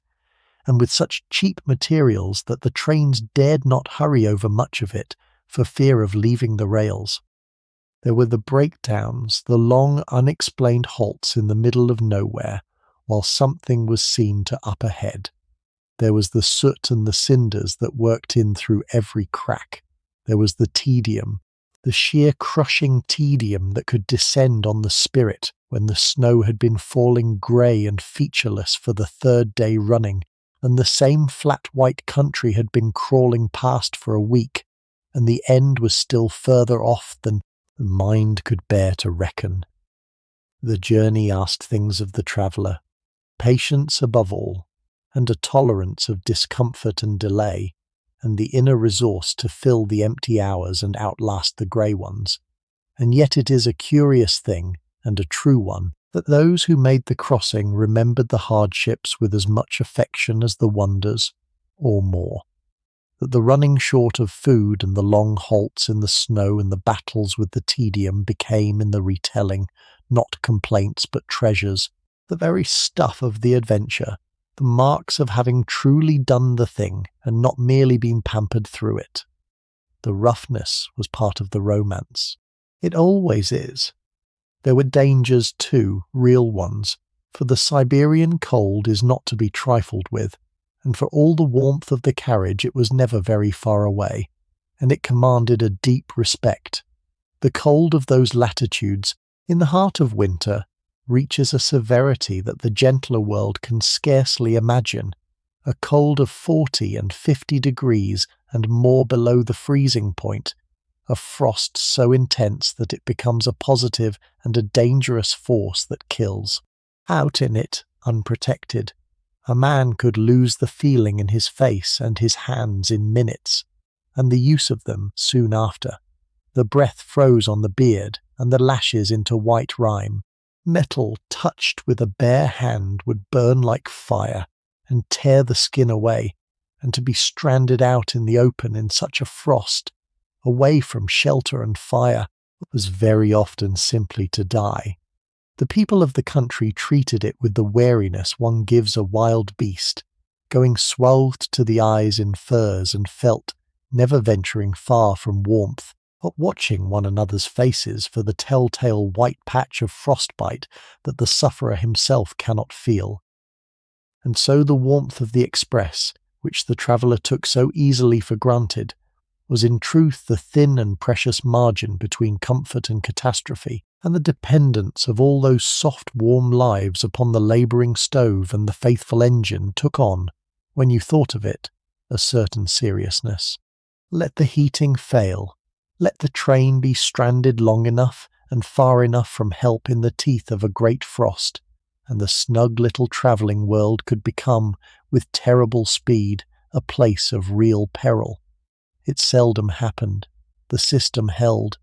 The stoves burned and the expresses ran, and the passengers stayed warm and gave the matter no thought. But the cold was always there, pressing against the glass an inch from the warm face, vast and patient and lethal, the true lord of that country, and the wise traveller, gazing out at the beautiful glittering deadly waste, kept a proper awe of it, and was grateful every snug hour for the fragile miracle of the heated carriage carrying him safe through the heart of a cold that could kill him in an afternoon. There is time, on a crossing as long as this one, to think not only of how the railway was built in our own age, but of how this whole immensity of Siberia came to belong to Russia in the first place. For that, too, is a story written across the very country sliding past the glass, and it is older and stranger than the railway by far. More than 300 years before the night of our journey, in the days of the dread Tsar Ivan who was called the Terrible, all this measureless land beyond the Urals was no part of Russia at all, but a wild unknown beyond the edge of the known world, a rumour of forests and rivers without end, ruled at its western threshold by a Tartar Khan and peopled, so far as anyone in Moscow knew or cared, by hunters and herdsmen and the spirits of the woods. And the men who first broke into it and began to win it for the crown were not soldiers of the Tsar at all, not at the beginning, but a band of rough free Cossacks of the frontier, led by a chieftain whose name has come down through all the centuries since. Yermak, the conqueror of Siberia, a freebooter and a fighting man, who crossed the mountains with a few hundred reckless followers and overthrew the Khan and sent word back to Moscow that he had laid a new kingdom at the Tsar's feet. From that wild beginning the thing grew, slowly and relentlessly, across the better part of a century, in a way that is one of the marvels of history, though it is little spoken of in the West. For having once crossed the Urals, the Russians did not stop. They pressed on east, and ever on, drawn by the one thing the new land had in measureless plenty, and the markets of the world craved above all else, which was fur, the soft gold of the north, the sable and the fox and the ermine, whose pelts were worth their weight in silver in the courts of Europe and Asia alike. Hunters and trappers and traders and adventurers pushed deeper and deeper into the forest after it, year upon year, river by river, and behind them, At every strategic bend and portage, they threw up little wooden forts, the ostrogs, rough stockades of pointed logs with a church and a few huts inside, and these became the seeds of towns, and the towns became the stepping stones of empire. River led to river, fort led to fort, and in an astonishingly short span of years, well under a single long lifetime, the Russians had crossed the whole width of the continent that you are crossing now in your warm carriage, and stood at last upon the shore of the Pacific itself, having claimed for their Tsar the largest single addition of territory that any nation has ever made in so short a time. So that the land we are travelling through, for all its look of trackless wilderness, is a conquered land, won fort by fort and river by river in the name of the crown, and held ever since as the Tsar's own domain. And the railway you are riding is only the latest and the mightiest of all the threads by which Moscow has reached out across the centuries to bind this immensity to itself, the iron successor to the old line of wooden forts, doing swiftly and surely with steel and steam what the Cossacks and the fur hunters did slowly and bloodily with the musket and the boat. Know this, lying in your berth as the forest goes by, is to feel the depth of time beneath the journey, to understand that every mile of this snow has its history, that men struggled and died to win for a distant emperor, the very ground over which you now roll so smoothly in the warm, and it lends a kind of grandeur to the dark forest beyond the glass, the grandeur of a land with a long and a hard-won past, sleeping now under its blanket of snow while the lit train slips through it in the night. Among the deepest pleasures of the crossing, and one that the seasoned traveller looks forward to with a particular gladness, is a chance that the journey may carry the company through one of the great feast days of the Russian year, while they are all still aboard together. For if the dates fall right, somewhere in the heart of the crossing the deep, midwinter brings round the feast of the Nativity, the holiest and most joyful time of the whole Russian calendar, and to keep it aboard the train, far out in the frozen immensity, is a thing the travellers remember for the rest of their lives. The dining car is made ready days beforehand. A little fir tree, cut at some forest halt and smuggled aboard by the crew, is set up at one end and hung with whatever can be found, scraps of bright paper and a few precious candles and a string of gilded nuts. Sprays of evergreen are tucked behind the lamps and the luggage racks, and a kind of suppressed excitement runs through the carriages, the more keenly felt for being shared by people so far from their own homes and hearths at the one season when the heart turns most strongly homeward. And when the night itself comes, the long fast of the day is broken, and the dining car is filled as it has never been filled before, every traveller in his best, the candles all alight, the windows black, with the night and the snow beyond, but the long table warm and golden within. There is a special richness to the food that night, the cook having hoarded his finest stores against it. There are the old dishes that belong to the feast, the sweet grain dish that is shared from a common bowl, the rich and the savoury things that the long abstinence has made doubly welcome. If there is a priest among the passengers, as there often is, he says the old words of blessing over the table, and the travellers cross themselves in the Russian manner, and for a moment the rocking dining car becomes a kind of chapel rushing through the dark. And then, almost always, somebody begins to sing, very low at first, one of the ancient carols of the Russian Nativity, grave and sweet and infinitely old, and one by one the others take it up, until the whole car is singing together, strangers of a fortnight bound into one company by the candlelight and the season and the shared immensity of the journey, while outside the black forest streams endlessly by, and the snow falls and falls upon the silent miles. It is at such a moment, perhaps more than at any other in the whole crossing, that the traveller feels most strongly the strange sweetness of this little travelling world, this warm, bright company of chance-met souls flung together and carried through the heart of a frozen continent, thousands of miles from anywhere, with the cold and the dark and the wilderness pressed close against the windows and held at bay by nothing but a thin shell of glass and lamplight and human warmth. It is a small flame of home and fellowship kindled in the very middle of the immense indifferent wild, and there is something in that, something brave and tender and beautiful, that stays in the heart long after the particular faces and the particular night have faded from the memory. The wild itself, for all that it can seem so empty as the express rolls through it hour upon hour, is not empty at all, and one of the quiet delights of the journey is the watching for its life. The forest and the steppe of the Russian winter teem with creatures, though they keep themselves hidden for the most part, and the snow is everywhere written over with the record of their goings, a broad white page covered in the fine print of their tracks, the neat trail of a fox crossing a clearing, the great pads of a wolf, the delicate stitching of hares, and the small busy scribbles of 100 lesser things, all printed clean and sharp upon the white for the passing eye to read. And now and then the eye is rewarded with the creatures themselves. A red fox stands frozen for an instant at the edge of the trees, watching the train go by, brilliant against the snow, and is gone.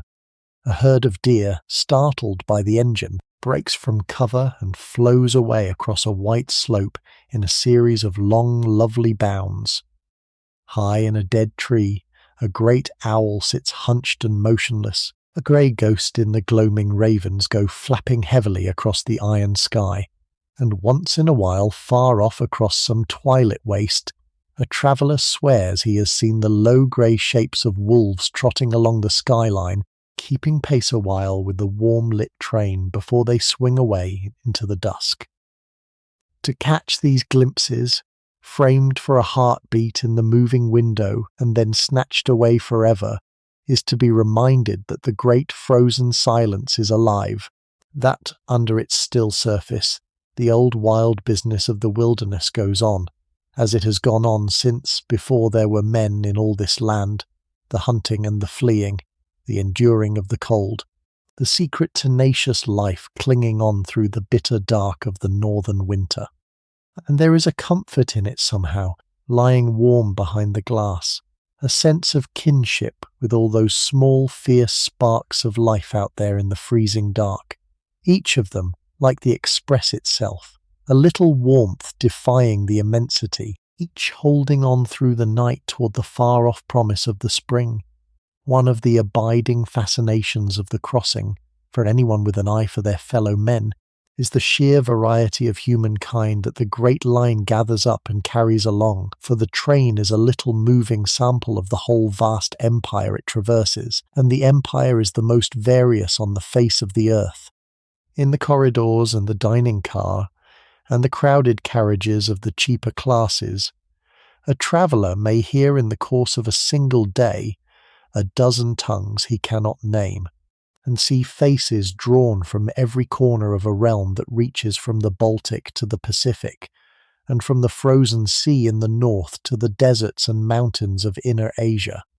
There are the Russians themselves, of course, in all their own great variety, the polished officers and officials of the capitals, the bluff merchants of the river towns, the grave-bearded peasants in their sheepskins bound for the new lands, but among them and around them is a whole world of others. There are Poles and Germans and Baltic folk from the western provinces. There are Tartars with their quick dark faces, the descendants of the old conquerors, now themselves the Tsar's subjects. There are Jews of the western towns, traders and craftsmen seeking a living in the east. And as the express rolls deeper into Siberia and on toward the Pacific, the faces of the further east begin to appear and to multiply, the people of the northern forests, and at the last the Chinese traders of the border country, with their own dress and their own speech and their own unhurried ancient courtesy. To sit quietly in a corner of the train and watch this human river flow past is an education in the size and the strangeness of the empire greater than any book could give. Here are people who worship in a dozen different ways. the Orthodox crossing themselves before the little icon in the corner of the carriage, the followers of the Prophet bowing toward a Mecca unimaginably far to the south and west, the shamanist herdsmen of the steppe with their older and stranger faith, all of them carried along together in the same string of warm carriages through the same falling snow, all of them subjects of the same distant crown, bound for the same scattered destinations across the immensity. They do not mix a great deal, each keeping to his own kind and his own class and his own customs, but they share the journey, share the cold and the patience and the wonder of it, and there is a rough good-humoured tolerance in the way they rub along together in the close quarters of the express, a sense, faint but real, of belonging despite everything to one enormous improbable family of peoples, gathered under the one great roof of empire and carried east together along the one great line, and the watching traveller, looking from face to face down the swaying carriage, feels the whole weight and wonder of that empire settle on him, and understands as never before what a strange and mighty and impossible thing it is, this realm that the railway was built to bind. Of all the company gathered in the warm carriages, it is often the oldest who are the best worth knowing, and on more than one crossing the traveller has found his richest hours in the quiet talk of some old Siberian going home along the line he can still remember being built. Such a one you may meet on this journey, an old man with a broad weathered face and a broad grey beard, dressed plainly but warmly, who has lived the whole of his long life out here in the East, and is now making, perhaps for the last time, the journey west toward the country of his birth. He sits by the window through the short days with his hands folded on the head of his stick, watching the snow go by with eyes that have watched it for 70 winters, and if you sit by him and are patient and do not press, he will begin by and by to talk, and what he has to tell is worth more than all the brochures and the guidebooks together, for he carries in his memory the whole vanished Siberia of before the railway came. He remembers this old man when there was no line at all, when the country we are crossing in a warm fortnight was a thing of months and of mortal hardship, and he tells of it without bitterness, almost with a kind of longing, the way the old will speak of the trials of their youth. He has seen the country change out of all knowing in his single lifetime, seen the iron road come creeping across the immensity that had swallowed his own father whole, seen the little wayside stations rise where there had been nothing but forest, watched the trains begin to run where men had once crawled. And there is a wonder in his weathered eyes when he speaks of it, the wonder of a man who has lived across the join of two ages, who set out into the world by sledge and ox cart, and will leave it by the swift warm train,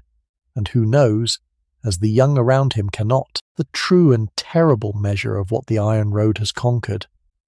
To listen to him is to feel the depth of the change beneath the journey, and to look from his old face to the smooth iron miles unwinding beyond the glass, with a deeper understanding of the marvel of them. For the old way of crossing Siberia, the way of the centuries before the rails, was a thing scarcely to be believed now, and it is worth pausing on it a moment, for it throws all the comfort of our warm carriage into its truest light. Before the railway there was the road, the single great post road, the tract, running east across the whole of Siberia, a rutted unpaved track of frozen mud and dust. That was the one thin thread binding the east to the west, and along it the traveller went, summer and winter, in a springless cart or an open sledge, and jolted and frozen and shaken half to pieces, day after week after week. There were the post stations spaced out along the road, where the worn-out horses were unharnessed and fresh ones put to, and where the traveller might snatch a few hours' sleep on a bench and a glass of tea before being flung out again into the cold. And between the stations there was only the endless track and the endless forest and the endless patience needed to endure them. In winter the open sledge flew over the frozen road behind its 3 galloping horses, the troika, the bells jangling, the snow flying, the driver rapt to the eyes and silent, and that at least had a wild romance to it. But it was a romance bought with frozen feet and sleepless nights and real danger, for a man who came off the road in a storm, or whose horses failed him between the stations, might very well not be found until the spring. A journey that the Express now makes in a warm and comfortable fortnight took, in those not so distant days, the better part of 3 months of unremitting hardship, and only the hardiest and the most driven made it at all. The rest of Siberia's millions lived and died without ever once seeing the country at the other end of the road, so that when you lie warm in your berth and grumble, as travellers will, at the slowness of the train or the sameness of the food, it is worth a thought for the old man's 3 months on the frozen tract, and a quiet gratitude for the iron road that has turned an ordeal into an idyll within the span of a single human life. There is another kind of fellow traveller who lends a particular sweetness to the long crossing, and that is the children, for the Great Line carries plenty of them, and a carriage with children in it is a different and a livelier place than one without. The emigrant families bound for the new lands are full of them, of course, packed into the cheap carriages with all their bundles, but there are children too among the better classes, the families of officers and officials going out to distant posts, and the small faces pressed to the windows are among the abiding pictures of the journey. For a child, a fortnight aboard the Express is not the trial of patience it can be for the grown, but a wonderland, an adventure without end, and they fall upon the journey with a relish that puts the jaded travellers to shame. They are the first at the window each morning to see what the night has brought, and they greet each new wonder, the first sight of the frozen river, the deer bounding away across the snow, the camels, if there are camels at some southern halt, with a delight undimmed by any thought of the miles still to come. They make the corridor their playground, racing its length, and being scolded for it. They make friends, as children will, across every barrier of class and tongue, the officer's small daughter and the peasant boy from the next carriage playing gravely together at the corridor's end while their elders keep their careful distance. They are petted by the whole carriage, given sweets, and told stories, and lifted up to see, and their laughter, ringing down the swaying train, is one of the things that keeps the journey from ever growing too solemn. To watch a child asleep at last in the warm berth as the snow goes by, worn out with a day of wonders, is to be reminded of the simple deep contentment of being carried safely through the dark, that the very contentment the journey offers to us all, that we grown ones have half forgotten and the child still wholly knows. There is one more thing to be said of the deep of the Siberian winter, before we let the journey carry us down toward our rest, and it is the strangeness of the daylight itself, or rather the want of it. For we are travelling in the darkest weeks of the year, and the sun is a brief and a distant guest. So far north, in midwinter, the day is a short and a precious thing, a mere few hours of light squeezed between two long reaches of darkness. The sun comes up late and reluctant, heaving itself only a little way above the southern horizon, and rolls along low and pale and giving no warmth, and is gone again by the middle of the afternoon, so that the traveller spends far more of the journey after nightfall than by day. And there is a beauty even in this, a sombre, lovely quality to the brief, deep winter days that the traveller comes to cherish. The light, while it lasts, is the long, slanting golden radiance of a sun that never climbs high, a perpetual late afternoon that lies across the snow all day and gilds it amber and rose. The shadows are always long and always blue, and the two ends of the short day, the late dawn and the early dusk, run together into a single lingering passage of the most exquisite colour,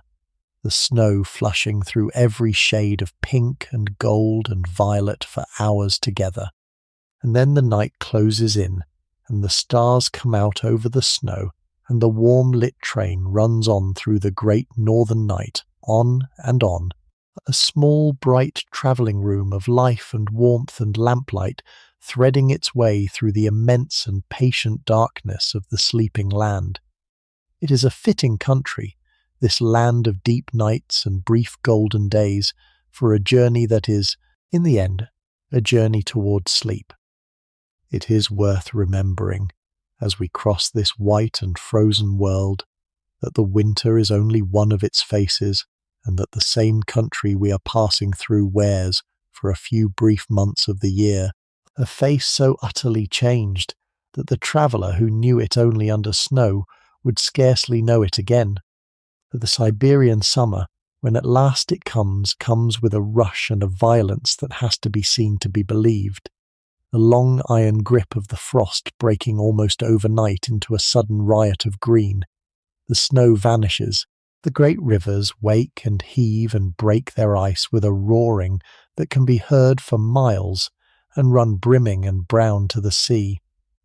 The frozen ground thaws at the top into a vast soft carpet of moss and flowers, and the taiga that stood so black and silent under the snow fills with birdsong and the hum of insects and the smell of warm pine and growing things. And the days that were so short and dark in the heart of winter swing clean to the other extreme, for in the northern summer the sun scarcely sets at all, and the country lies for weeks together under a long golden twilight that never quite becomes the night, the famous white nights of the north, when a man may read at midnight by the light in the sky. It is a brief and a glorious madness, the Siberian summer, all the pent-up life of the winter bursting out at once and racing to seed and fruit and fatten before the frost returns, as it always so soon does. And there is something poignant in the thought of it, lying here in the deep of the winter dark, the knowledge that under all this stillness and snow the land is only sleeping, only waiting, and that, when its short wild summer comes, it will throw off the white and blaze green and golden for a little while before lying down again under the snow. But that is a country for another journey. Ours is the winter land, the sleeping land, and it suits our purpose better, for we are travelling tonight toward rest, and there is no better country to grow drowsy in than this one, hushed and white and endless under the falling snow. The great stations of the line, the junction towns where the train pauses longest, deserve a word of their own, for they are institutions in themselves, small worlds of bustle and warmth, set down at intervals across the immensity, and a long halt at one of them is one of the marked events of the journey. As the express rolls in, you see the station rise up out of the dark, a long low building, often handsome in its way, with its name picked out above the platform and its windows glowing yellow, and within there is a whole ordered world. There is the station master, a figure of real consequence out here, gold-braided and red-capped, who comes out to meet each train with an air of grave importance, and sees it on its way again with the ringing of the great bell that hangs upon the platform, 2 strokes and then 3. The signal that has ordered the comings and goings of the line since it was built. And there is the buffet, the glory of the larger stations, a long hot room with a great counter spread with food, where the passengers hurry in during the longer halts to take a quick hot meal standing up or at the little tables, for the dining car cannot feed everyone, and the buffets do a roaring trade. There are steaming bowls of soup and dishes of meat and potatoes kept hot on the hot stove, and mounds of bread, and the eternal samovar hissing at the counter's end. And the famished travellers fall upon it all and eat against the clock, one eye always on the door and the platform bell, for the train waits for no man, and more than one careless passenger has been left stranded on a Siberian platform, watching the red lamp of the last carriage dwindle away into the snow. There is a comfortable warmth to these station buffets, a homely human bustle, that the traveller comes to look forward to through the long stretches between, and the memory of a bowl of hot soup gulped down in a steamy lamplit buffet at some unpronounceable junction in the middle of the night, with the snow piled against the windows and the bell about to ring, is one that stays with him long after he has come to the end of the line. If you watch the line itself closely through the window, and not only the country it runs through,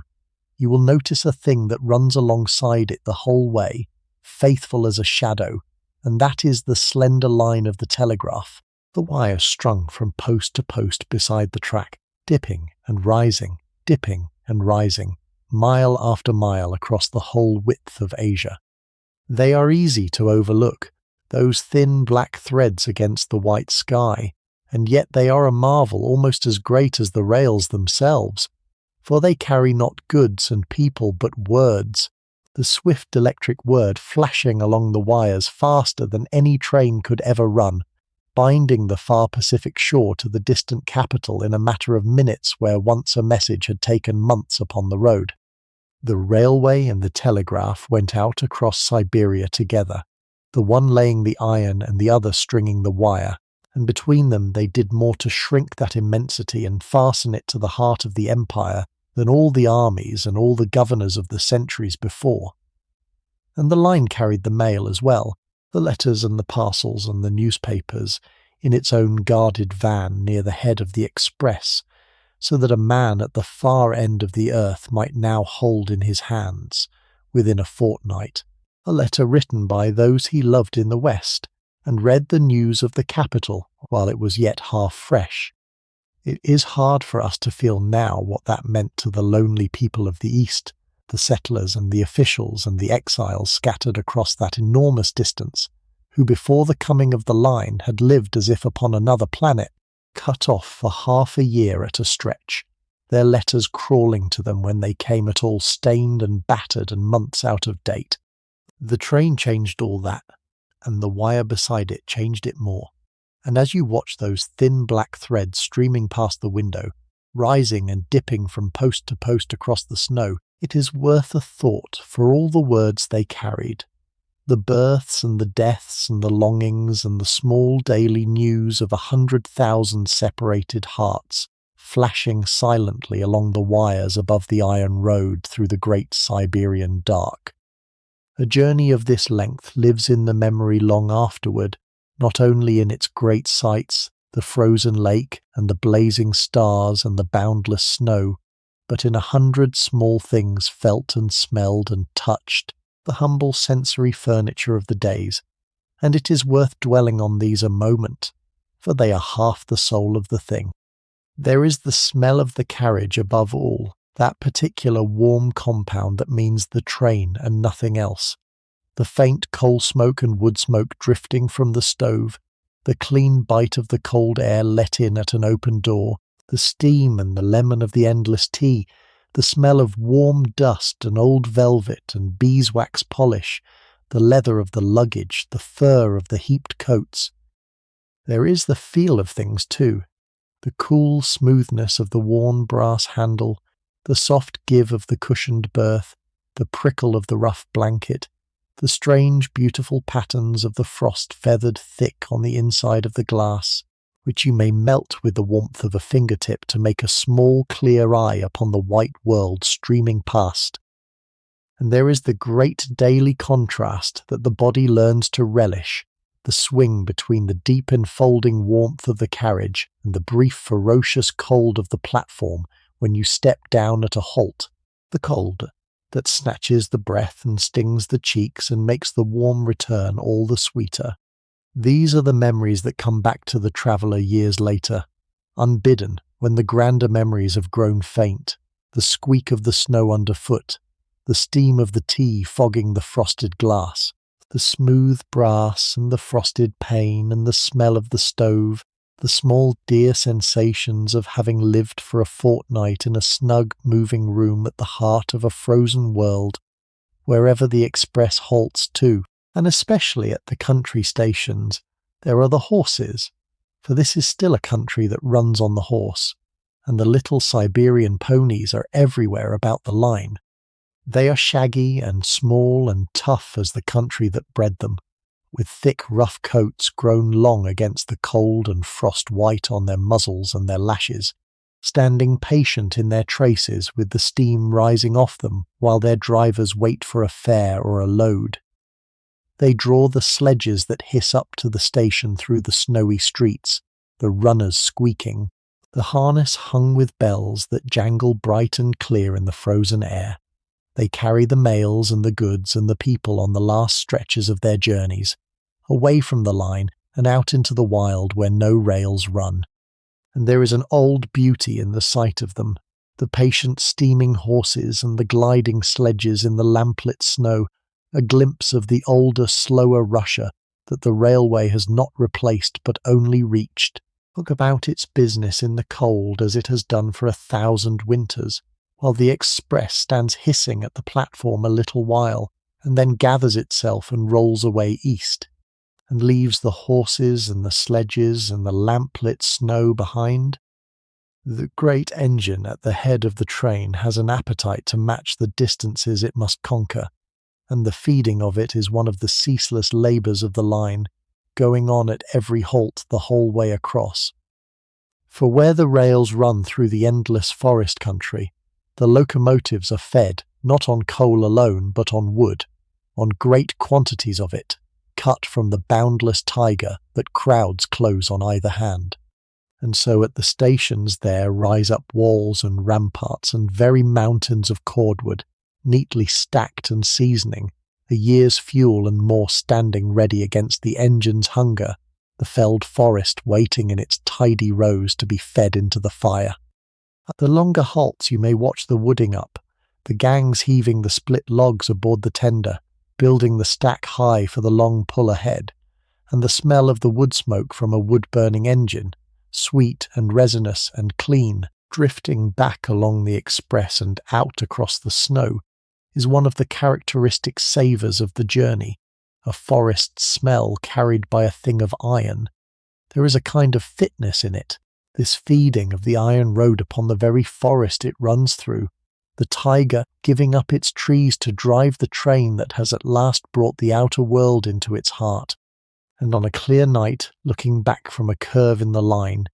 you may see the result of all that burning written upon the dark, the long plume of sparks streaming back from the engine's funnel, a comet's tail of orange fire trailing away over the snow, rising and swirling and winking out against the black trees and the cold stars, beautiful and a little wild, the one bright, violent thing in all that frozen stillness. The express runs on, breathing its sparks into the dark, eating the forest as it goes, carrying its warm sleeping cargo of souls deeper and deeper into the immensity, and the great woodpiles at the next dark station stand waiting in their silent rows to feed the fire again, and send it on and on across the roof of the sleeping world. To Nan, it is easy, riding in the comfort of the passenger express, to forget that the carrying of travellers was never the chief purpose of the line, and that for every train of sleeping cars and dining cars there ran many more of plain goods wagons, the long heavy freight trains that were the true lifeblood of the railway and the real reason it had been built. Day and night they laboured east and west along the single track, and the passenger trains were forever being shunted aside at the lonely passing places to let them grind by, wagon after wagon after wagon, a procession without end. West they carried the wealth of Siberia that we have spoken of, the furs and the gold and the timber, and above all, in time, the grain and the butter of the new farms, the produce of the settlers' fields flowing back to feed the cities of Europe. And east they carried the empire's strength and the empire's needs, the soldiers and the rails and the machines and the manufactured goods of the west, out toward the growing towns of the frontier. And there was one cargo, carried for centuries by other means and now flowing along the new iron road, that has a particular romance about it, and that is the tea. For the Russians are the greatest tea drinkers on the earth, as you will have seen aboard the express, and their tea came overland out of China, borne for generations by the great camel caravans across the deserts and the steppes, to the border marts and then north and west into Russia, a journey of many months that gave the tea, so the connoisseurs swore, a smoky depth that sea-carried tea could never match. The railway took up that ancient trade and sped it along its rails, the chests of China tea riding west in the goods vans where the camels had once plodded, and there is a pleasing thought in it that the very tea steaming in the glass in your hand as you watch the snow go by may have come up out of China by the same long overland road you are travelling, the two of you, the tea and the traveller, carried west together through the heart of Asia on the longest railway in the world. There is a particular hour on the crossing that comes to almost every traveller when he sits down to write a letter home and finds that he scarcely knows how to begin, for the world he is writing to has come to seem impossibly far away, a place in another life. You take out your paper and your pen at the swaying little table, to tell those you left behind something of where you are and what you have seen. And you look out at the endless snow, and you try to reckon how far off they are now, those familiar faces and rooms and streets, and the distance is simply too great for the mind to hold. A fortnight ago you were among them. Now there lie between you thousands of miles of forest and frozen river and empty steppe, a whole turning quarter of the globe, and the letter you are writing will take weeks to crawl back along the line you have travelled and reach them at last in a world that has gone on without you. Your old life feels less like a place you have left than like a dream you have woken from, faint and improbable, while the only solid reality is the snow and the rocking and the warm lamplit carriage. It is a strange sensation, this receding of the whole familiar earth, and not an unpleasant one, though it has its pang.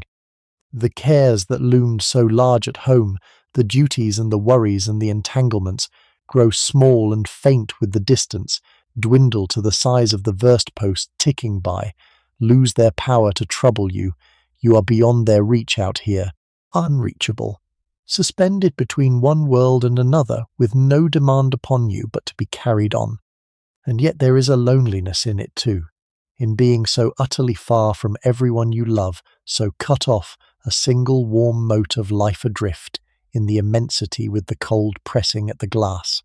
and the writing of the letter, the reaching back along all those miles toward home, is a way of easing that loneliness, of throwing a thin thread back across the gulf, of saying to those far-off others, across half the world, that you are still here, still yourself, still thinking of them as the train bears you on toward the sunrise. You seal the letter to be posted at the next great town,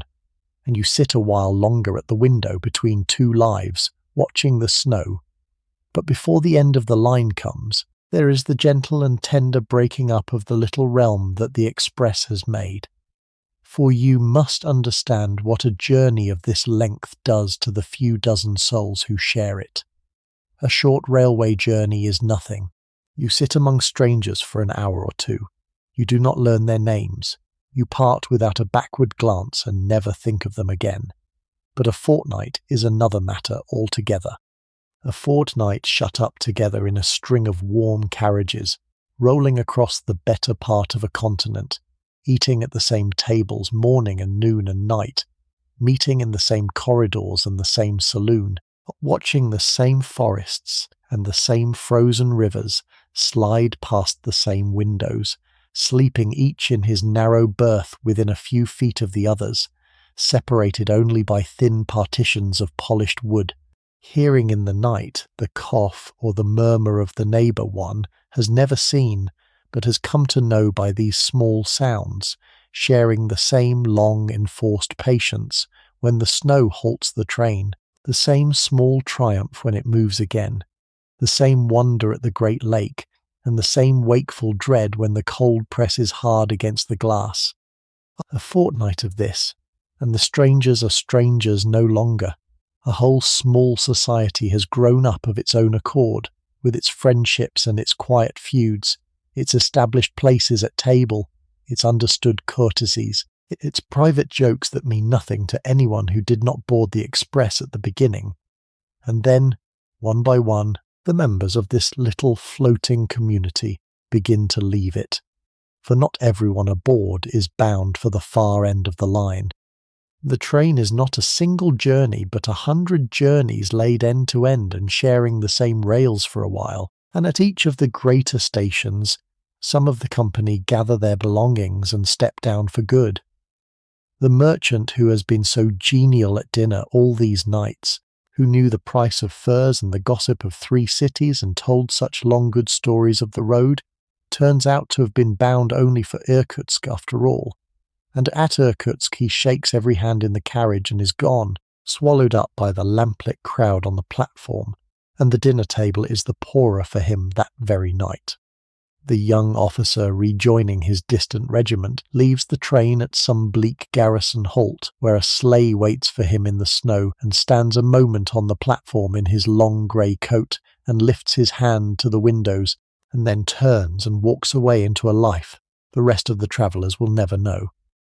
The family with the children, whose small faces have been pressed to the glass at every wonder of the way, are decanted with all their bundles and baskets at a wooden town in the middle of nowhere, going out to make a new beginning on land they have never seen, and the carriage seems strangely silent once their voices are gone from it. Each of these partings has its own small pang, out of all proportion to the shortness of the acquaintance, and the seasoned traveller knows the feeling well and is half prepared for it. There is something in the very nature of a long journey that ripens friendship faster than ordinary life can do it. Thrown together with no possibility of escape, with nothing to do but talk and watch and wait, with the same marvels and the same hardships shared between them day upon day, people open to one another out here in a way they never would at home. Confidences are exchanged that would never be spoken across a drawing room. A man tells the stranger opposite him things he has told no one, precisely because the stranger is a stranger, met by chance in the middle of Siberia, and certain to be lost again within the week, carried off to the other end of the empire, never to be seen again. The very impermanence of it makes a kind of safety, and in that safety, a real tenderness can grow, brief and complete, like one of those hardy flowers that bloom and die in a single short northern summer. And so the leave-takings, when they come, are felt more than a stranger looking on would ever guess. Addresses are written down and pressed into hands, with promises to write that both sides half know will not be kept, for the distances are too immense and the lives too far apart, and the friendship was a thing of the road, and belongs to the road, and will not easily transplant to the settled world. Small gifts change hands, a book that has been enjoyed and is now passed on, a little keepsake, a recommendation of an inn at the journey's end. There are damp eyes at some of the partings, and hearty pretended cheerfulness at others to cover the same feeling, and a great deal of looking back from the platform, and waving until the express has carried the faces out of sight. And then the survivors settle back into the diminished carriage and feel the gap, and draw a little closer together, those who are left, knowing that their own partings are coming soon enough, that the great line is even now bearing each of them toward the place where they too must step down and walk away alone into the snow. The crew of the train, of course, go on. The provodnik who has tended your carriage from the very first night, who has kept the stove fed and the samovar boiling and the brass shining and the long corridor swept all these days, who has woken the travellers for their stations and brought the morning tea, and known without being told which passenger liked the blind-up and which liked it down. He stays with the express to the end and beyond, for he lives his life upon these rails, and the carriage is his home far more than it is yours. But even he grows a little wistful as the company thins, for he too has come to know these particular travellers, has had his small kindnesses and his small grumbles among them, and a good carriage load that has settled well together is a pleasanter thing to tend than a fresh set of strangers who must all be broken in again. He brings the tea a little more often in these last days to those who remain. He lingers a moment longer in the doorway. He has seen 1,000 such companies form and dissolve upon his train, and he knows better than any of the passengers how the thing always ends. And the land itself, in these last reaches, begins to change its character once again, as it has changed so many times along the way.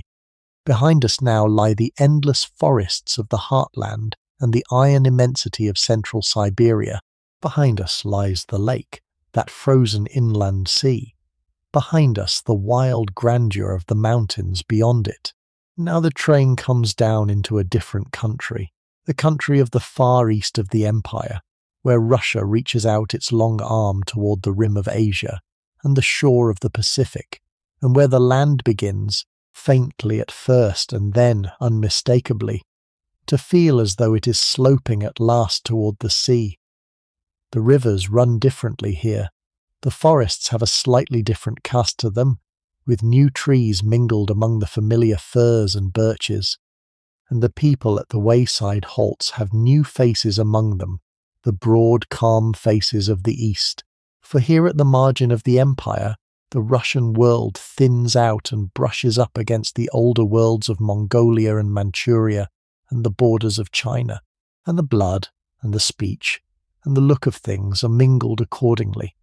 There is one last river to cross, and it is the mightiest of them all, a river so broad and so famous that its very name stands in the Russian mind for the uttermost edge of the world. The express comes to it across a long bridge of iron, one of the last and greatest of all the works that the building of the line demanded, flung across a flood so wide that in summer a man on one bank can scarcely make out the other.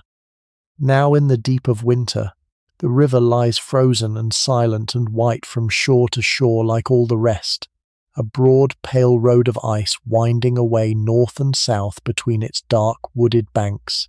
An express crawls out upon its high bridge and seems to hang suspended for long minutes above the frozen flood, between the two far banks, between the empire of the Tsar on the one side, and somewhere beyond the southern haze, the ancient empire of China on the other. To cross that river is to feel, in a way that no signpost could ever make you feel, how far you have come, how thin and how long is the thread of steel that has carried you here, and how it is very nearly run out at last. For the line is drawing toward its end now, and the traveller can feel it. There is a different quality to the last day or two of such a journey, a kind of gathering, a sense of arrival coming on well before the place itself appears. The conversation in the saloon turns more and more to the journey's end, to what each will do when the train sets him down at last upon solid earth that does not move. To the hotel and the bath and the letters that will be waiting, and the news of the wider world that has gone on without them all these days while they rolled across the snow in their warm tube of glass and brass, cut off from everything. The luggage that has stood untouched in the racks for a fortnight is got down and gone through and made ready. There is an air of packing up, of accounts being settled with the dining car, of small debts of kindness being remembered and repaid. The traveller finds himself looking at the familiar carriage with new eyes, knowing he will so soon leave it, fixing it in his memory, the particular grain of the polished wood, the worn brass of the door handles, the very pattern of the velvet, all the small dear furniture of the moving home that has held him safe across half the earth, and that he will never, almost certainly, set foot in again. And then there comes the first hint of the sea. It is a thing that those who have made the crossing speak of ever afterward, that first faint intimation of the ocean after so many days of nothing but land, land without limit, land in every direction to every horizon, a continent of land so vast that the very idea of an edge to it had begun to seem like a traveller's tale. For a fortnight the world has been solid earth and frozen water locked into the earth. The sea has been a thing read of in books, a memory from another life, an impossibility. And now, somehow, before ever it is seen, it begins to be felt. Perhaps it is a new softness in the bitter air, a faint salt breathing under the iron cold. Perhaps it is the changed cry of the birds, gulls now among them, the unmistakable birds of the coast, wheeling above the snowy hills. Perhaps it is only a feeling, a lifting of the spirit, an instinct older than reason that tells the blood the great water is near. But the seasoned traveller lifts his head and knows it, and says quietly to his neighbour that they are coming down to the sea at last, and the word runs through the carriage, and faces gather at the windows once again as they gathered on the first morning, looking ahead now, eastward toward the unseen ocean and the end of the rails. The country of the coast, when the express winds down into it, is a country of hills, and after the boundless flat immensities of central Siberia, the hills come almost as a shock, rising and falling, closing in the view, giving the eye something near to rest upon at last. The line no longer runs arrow straight for 100 miles together as it did across the steppe. It curves and climbs and dips among the folded snowy hills, through cuttings and round shoulders of rock, and over little frozen streams hurrying down toward the sea, and the rhythm of the journey changes with it. More varied now, more intimate, the great monotonous music of the open crossing, giving way to something more broken and human as the land gathers itself toward its eastern edge. Through gaps in the hills there are glimpses now of wider valleys, of the smoke of the coastal towns, of a busier and more peopled country than the long empty middle of the continent. For here at the terminus of the railway men have gathered, and trade has gathered, and the empire has built itself a window upon the eastern ocean. The nights in these last days take on a quality that the traveller comes to love above all the rest, a state between waking and sleeping, in which much of the journey's strange magic seems to gather. You lie in your berth in the dark, not quite asleep and not quite awake, given over wholly to the motion and the sound of the train, the long short of the wheels over the rail joints, that ancient rocking rhythm, beating on and on beneath you, the gentle sway and roll of the carriage, the occasional far cry of the whistle, muffled by distance and snow. And in that drowsy half-world rocked and carried, the mind lets go its moorings and drifts, neither thinking nor dreaming but somewhere softly between, while the express bears your sleeping body on through the frozen dark across the roof of the world. You surface now and then for a drowsy moment. The express has stopped, and through the chink in the blind you catch the dim lamplight of some unknown halt, hear the muffled voices and the ring of the wheel tapper's hammer and the hiss of steam, glimpse a fur-wrapped figure crossing a pool of light in the snow, and then the whistle sounds, and the wheels take up their beat again, and you sink back down into the warm dark and the rocking and are gone. All night it goes on, this drifting and surfacing and sinking, this being carried sleeping across the immensity, and there is no rest in all the world so deep and so sweet as the rest of a sleeping berth on a night train rolling on through the snow, when you have given yourself up entirely to the journey, and the journey asks nothing of you but to lie still and be borne along. We are not far now from that rest ourselves, you and I, for our own night is drawing on, but there is a little more of the journey to see first, and one last great thing waiting for us at the end of the line. And so we come at last to the end of the line, to the great thing that has been waiting for us all this while, at the far edge of the journey and of the empire, and very nearly of the world itself. The train, which set out so many days ago from the heart of old Moscow under the falling winter dusk, comes down through the last of the coastal hills in the early light of a clear, cold morning, and runs out along the shore of a deep and beautiful bay, and slows again, and rolls in beneath the roofs of the terminus, and stops, and the wheels that have turned almost without ceasing for the better part of a fortnight, that have carried you across 8 zones of time and the whole breadth of Asia, fall silent for the last time, and there are no more rails ahead.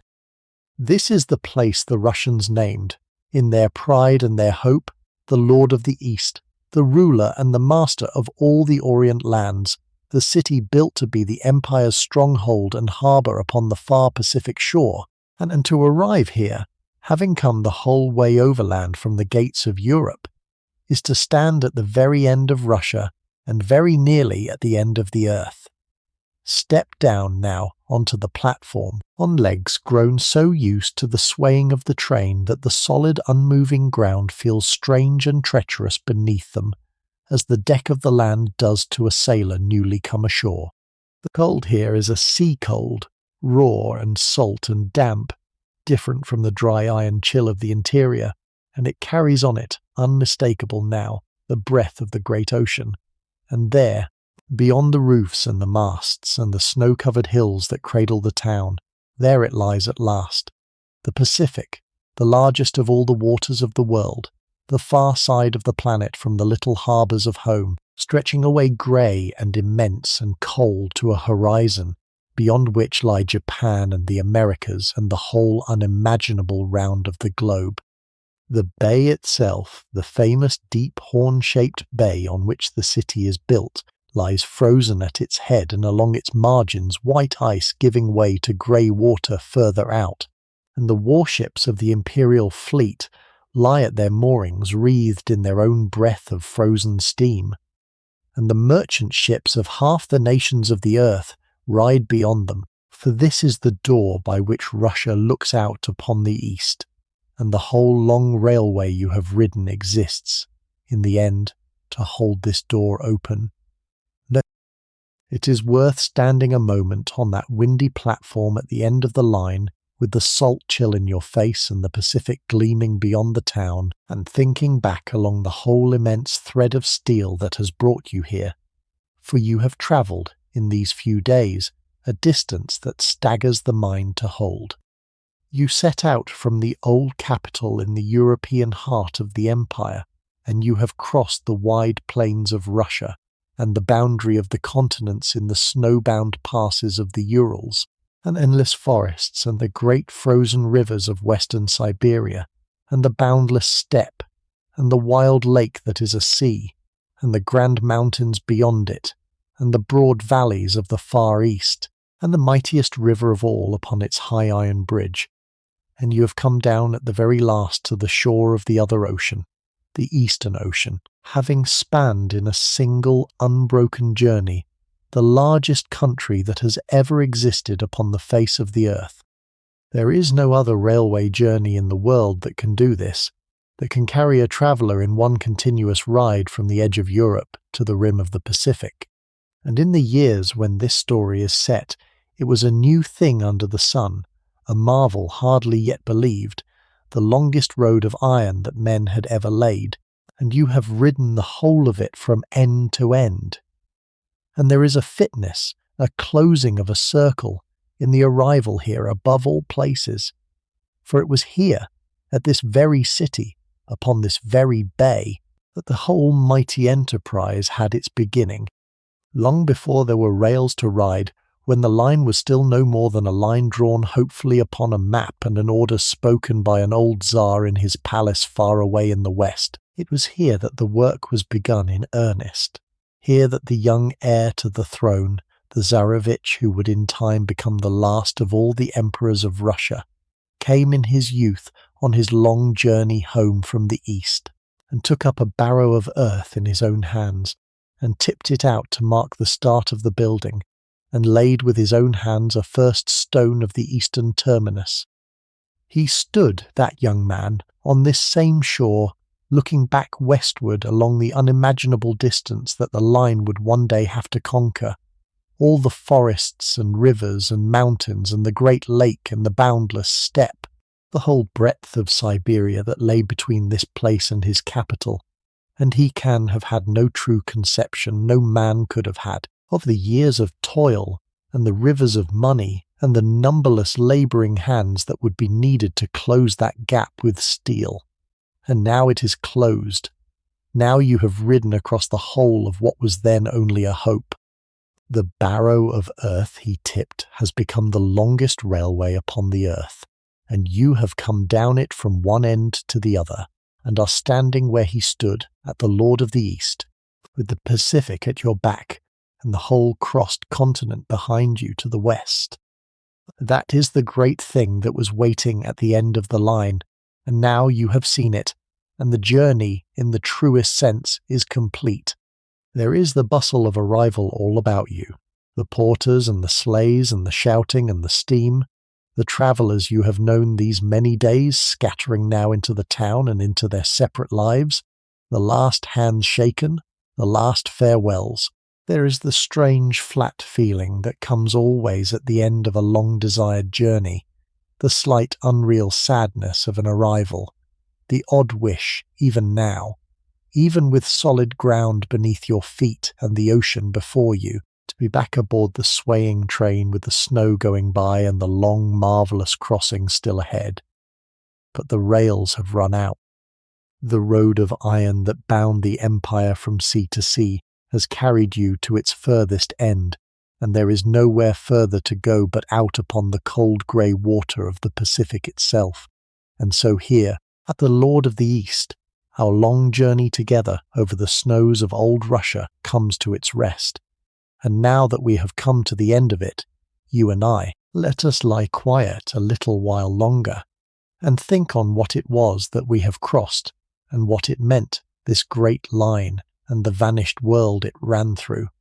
For it was more, far more, than a way of getting from one place to another. A railway is only a railway, you might think, only rails and engines and carriages and the men who run them,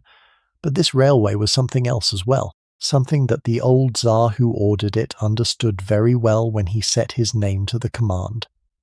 It was the iron thread that was meant to bind a body almost too vast to be held together at all.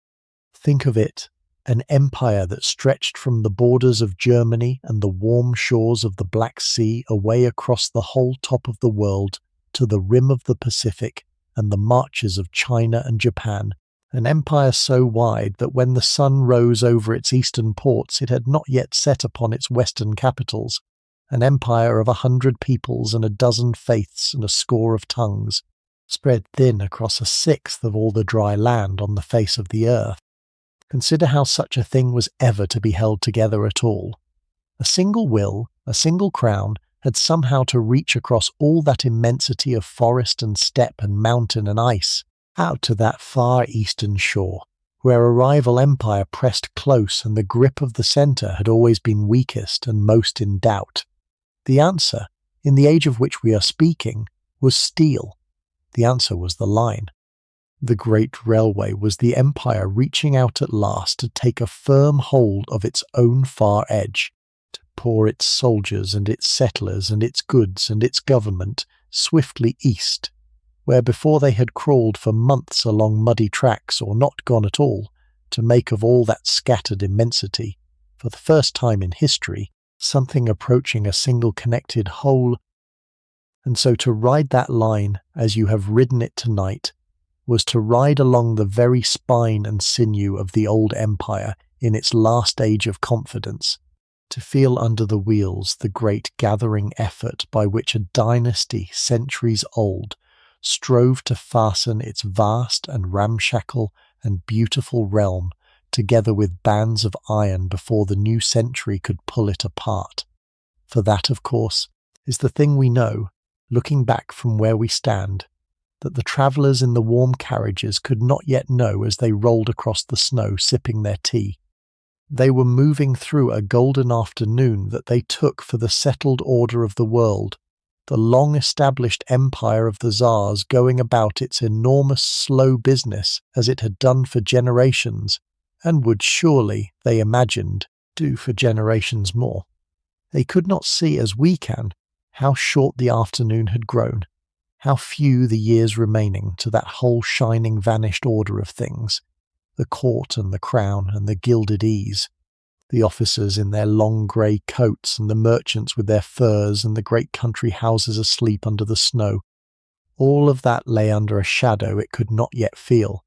and the storms that would sweep it utterly away were already gathering, far off, below the calm horizon. But we will not bring those storms into our quiet carriage tonight. We will leave the travellers their golden afternoon, as they had it, unknowing and at peace, rocking eastward through the falling snow, for that is how they truly lived it, and that is the world we came here to inhabit, and it is a gentler and a kinder place to spend a winter's night than the one that came after. And it was, when all is said, a thing of pure romance as well as a matter of empire, this great crossing of the snows, and that romance has never quite died, even now, even in our own world, long after the one we have visited has gone. There is something in the very idea of it that catches at the heart, the longest railway on earth, the express that runs for a fortnight without coming to its end, the warm lit string of carriages creeping like a small brave living thing across the white immensity of a frozen continent, through forests that have never been counted and past rivers that have never been bridged save by this one slender line, under the cold blaze of the Siberian stars, on and on through a land so vast that the journey itself becomes a kind of life, with its own days and nights and seasons of the spirit, its own friendships made and lost, its own slow lessons in patience and in wonder. And I have always dreamed of such journeys, the road into the far and the strange, the setting out into immensity, and here was such a journey made real and made comfortable, the great adventure of crossing the roof of the world undertaken from the safety of a velvet berth, with a samovar boiling at the end of the corridor and hot tea brought to your hand. That is a rare and a precious thing, the marriage of true wildness without and true warmth within, the boundless frozen wilderness sliding past the glass while you lie snug and safe and rocked. And it is the very heart, I think, of why a journey like this one makes such a perfect country for the mind to wander in when it is seeking rest. For that, after all, is where you have truly been tonight. You have not, of course, left your own bed, your own warm room, your own quiet house with the night pressing soft against its windows. You have lain still the whole while, as I asked you to at the very beginning, and let the swaying carriage and the falling snow and the long road east take shape in the dark behind your eyes, and yet, in another and a truer way, you have made the whole crossing. You have boarded the train in old Moscow under the winter dusk, and pulled away into the dark, and slept your first night to the rocking of the wheels, and woken to the white step and the tea from the samovar. You have watched the great rivers and crossed the boundary of the continents, and gone down into the boundless silence of Siberia, and stood at the shore of the deepest lake on earth, and passed over it upon the ice. You have known the little society of the travellers and felt the small partings, and come down at the last to the Pacific shore at the very end of the line. All of it is yours now, laid up quietly among the other things you carry, a journey made and finished, a whole winter world entered and inhabited, and brought safely home, and you may go back to it whenever you wish, on any night when the day has been too much and you need to be carried far away into the warm and rocking dark. And now, you and I, our own night has very nearly caught us up, and it is time to let the journey do for us, the last and the kindest of all its offices, which is to carry us down gently into sleep. So let the great terminus and the cold bright Pacific and the bustle of arrival fade now from behind your eyes, for we need none of it any longer. Let it all go soft and grow distant, the way the lights of a station slide away behind a departing train. We are not standing on any windy platform now. We are back where we have been all along, in the warm and rocking dark, in the narrow snug berth with the blanket drawn up and the blind drawn down, somewhere out in the middle of the immense white country, with the wheels beating their slow and steady rhythm beneath us, and nowhere in all the world that we have to be.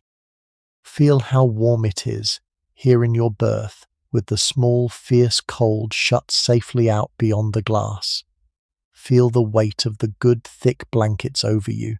the give of the pillow beneath your head, the gentle, unceasing sway of the carriage that rocks you as a cradle rocks a child. There is nothing to do now and nothing to think of. The journey goes on without any help from you. The express knows its own way through the night. The men who tend it are at their posts, and you may let go of everything, every last small holding on, and simply lie here and be carried, safe and snug and warm, while the miles unwind in the dark and the snow goes silently by. Let your breathing slow now to the long, easy rhythm of the rails. Let it come deep and slow and even, in and out, unhurried, with no more effort than the falling of the snow outside. And with each quiet breath, feel yourself sink a little deeper into the warmth, a little further down into the soft and the still. Let the last of the day's tightness loosen and dissolve, the shoulders growing heavy, the hands unclasping, the whole body letting go its weight at last into the berth that holds it. There is a great releasing in it, this giving of yourself up wholly to the journey, this trusting of your sleeping self to the care of the rolling train, and your body knows how to do it, has been longing all day to do it, and needs only your leave.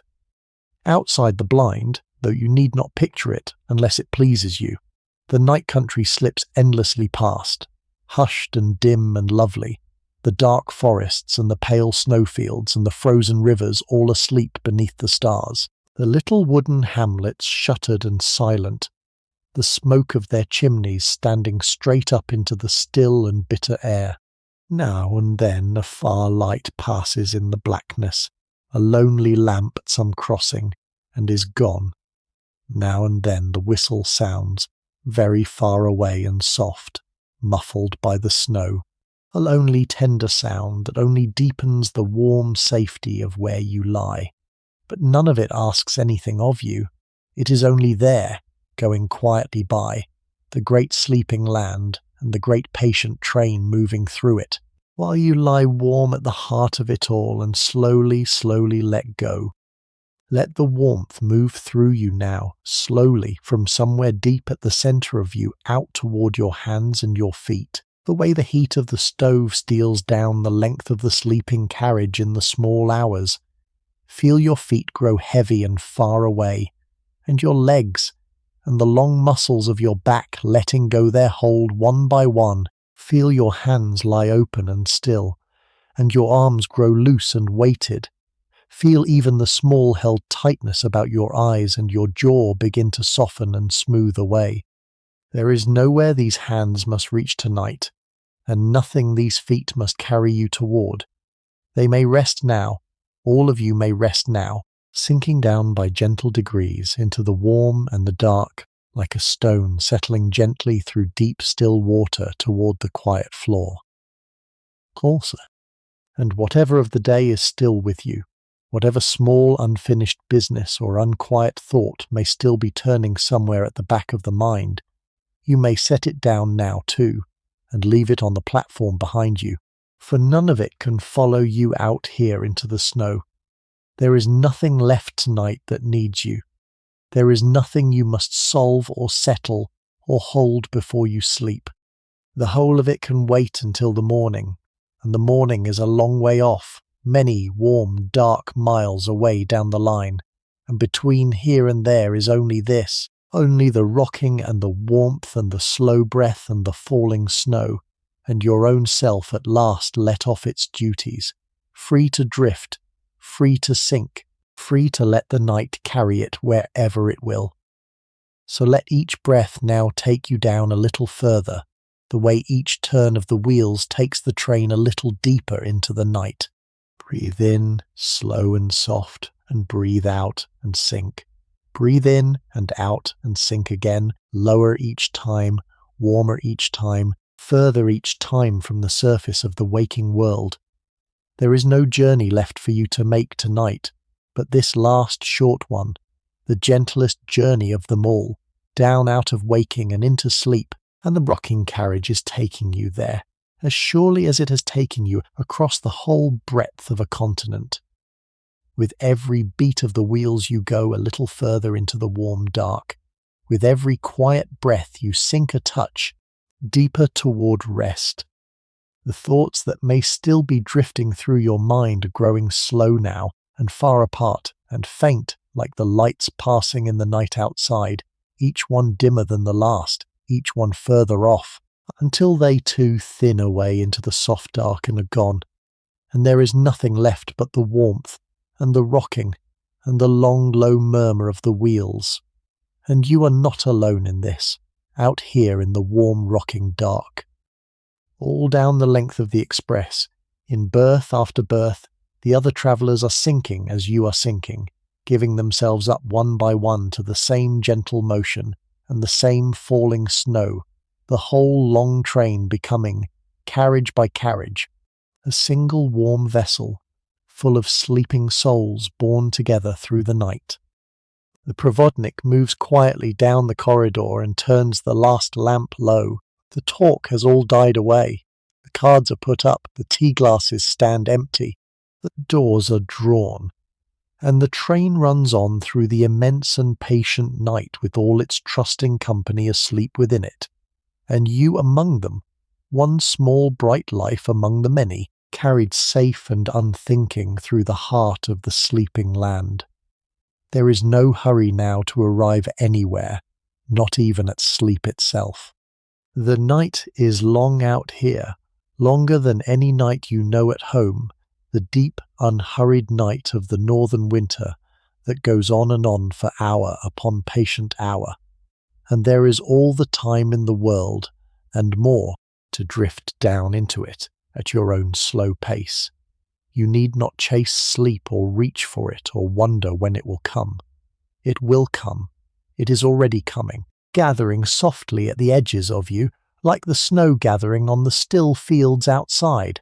settling deeper and deeper without your doing anything at all. So let go even of the wish for it, and simply lie here and be carried, content to be awake a little longer if awake is what you are, content to slip under whenever the slipping under comes, easy either way, at rest either way, here in the warm with the wheels beating low beneath you. Let the world grow smaller and softer around you now, smaller and softer with each breath, until there is no great cold continent any more, and no long iron road, and no far Pacific waiting at the end of it, but only this, the warmth wrapped close about you, the slow sway that rocks you, the hush of the snow against the glass, and somewhere far below it, all the long short of the wheels, fainter now and fainter, carrying you down. Everything else has gone soft and far away. There is nothing left to hold and nothing left to do, and nowhere left to be but here. Sinking gently into the warm dark, while the great kind train rolls on through the night and bears you at the last, all the way down into sleep. You need not follow my voice any longer now. Let it become just one more of the soft sounds of the moving train, no more to be attended to than the creak of the woodwork or the sigh of the wind. Something warm and low and far off that asks nothing of you, and that you may let go of whenever you please. There is nowhere to get to. There is no task to finish. There is only this snug berth in the rocking dark, and your own quiet breathing, and the snow falling endlessly and silently over the whole vast sleeping land, covering everything, softening everything, hushing the whole world down toward its rest as you are sinking now toward yours. Sleep now, if you are ready, or lie a while longer in the warm and the dark and the gentle motion, listening to the wheels, and let sleep come for you in its own time, knowing that it will, that it is very near, that you are very nearly there now, with only a few more quiet breaths between you and it. The express will carry you safely through the whole of the night, whether you wake or sleep. You have only to lie still and let yourself be born. And so I will leave you here, snug and safe and rocking, somewhere out in the great white silence under the winter stars, with the long miles unwinding gently in the dark, and the snow coming down, and the night, and the rest, all your own at last. Before I go, and before you slip away entirely, let me say the last quiet word that belongs to our own world, as I promised at the very beginning that I would. If these few hours we have spent together have been a comfort to you, if the long journey across the snows has helped to loosen the grip of the day and carry you down towards sleep, then I would be glad beyond telling to have you travel with me again on another night like this one into some other corner of the past brought carefully back to life. There is no hurry and there is nothing owed. Only, if you would like to find these evenings again when you need them, you are very welcome to stay along for the next, and I will keep on building these quiet journeys for as long as there are those who find their rest in them. It is a privilege to be allowed to see you off to sleep, and I do not take it lightly, and I am glad you were here. Sleep well. Stay warm. Be kind to the people in your house, and I will see you in the next one. Good night.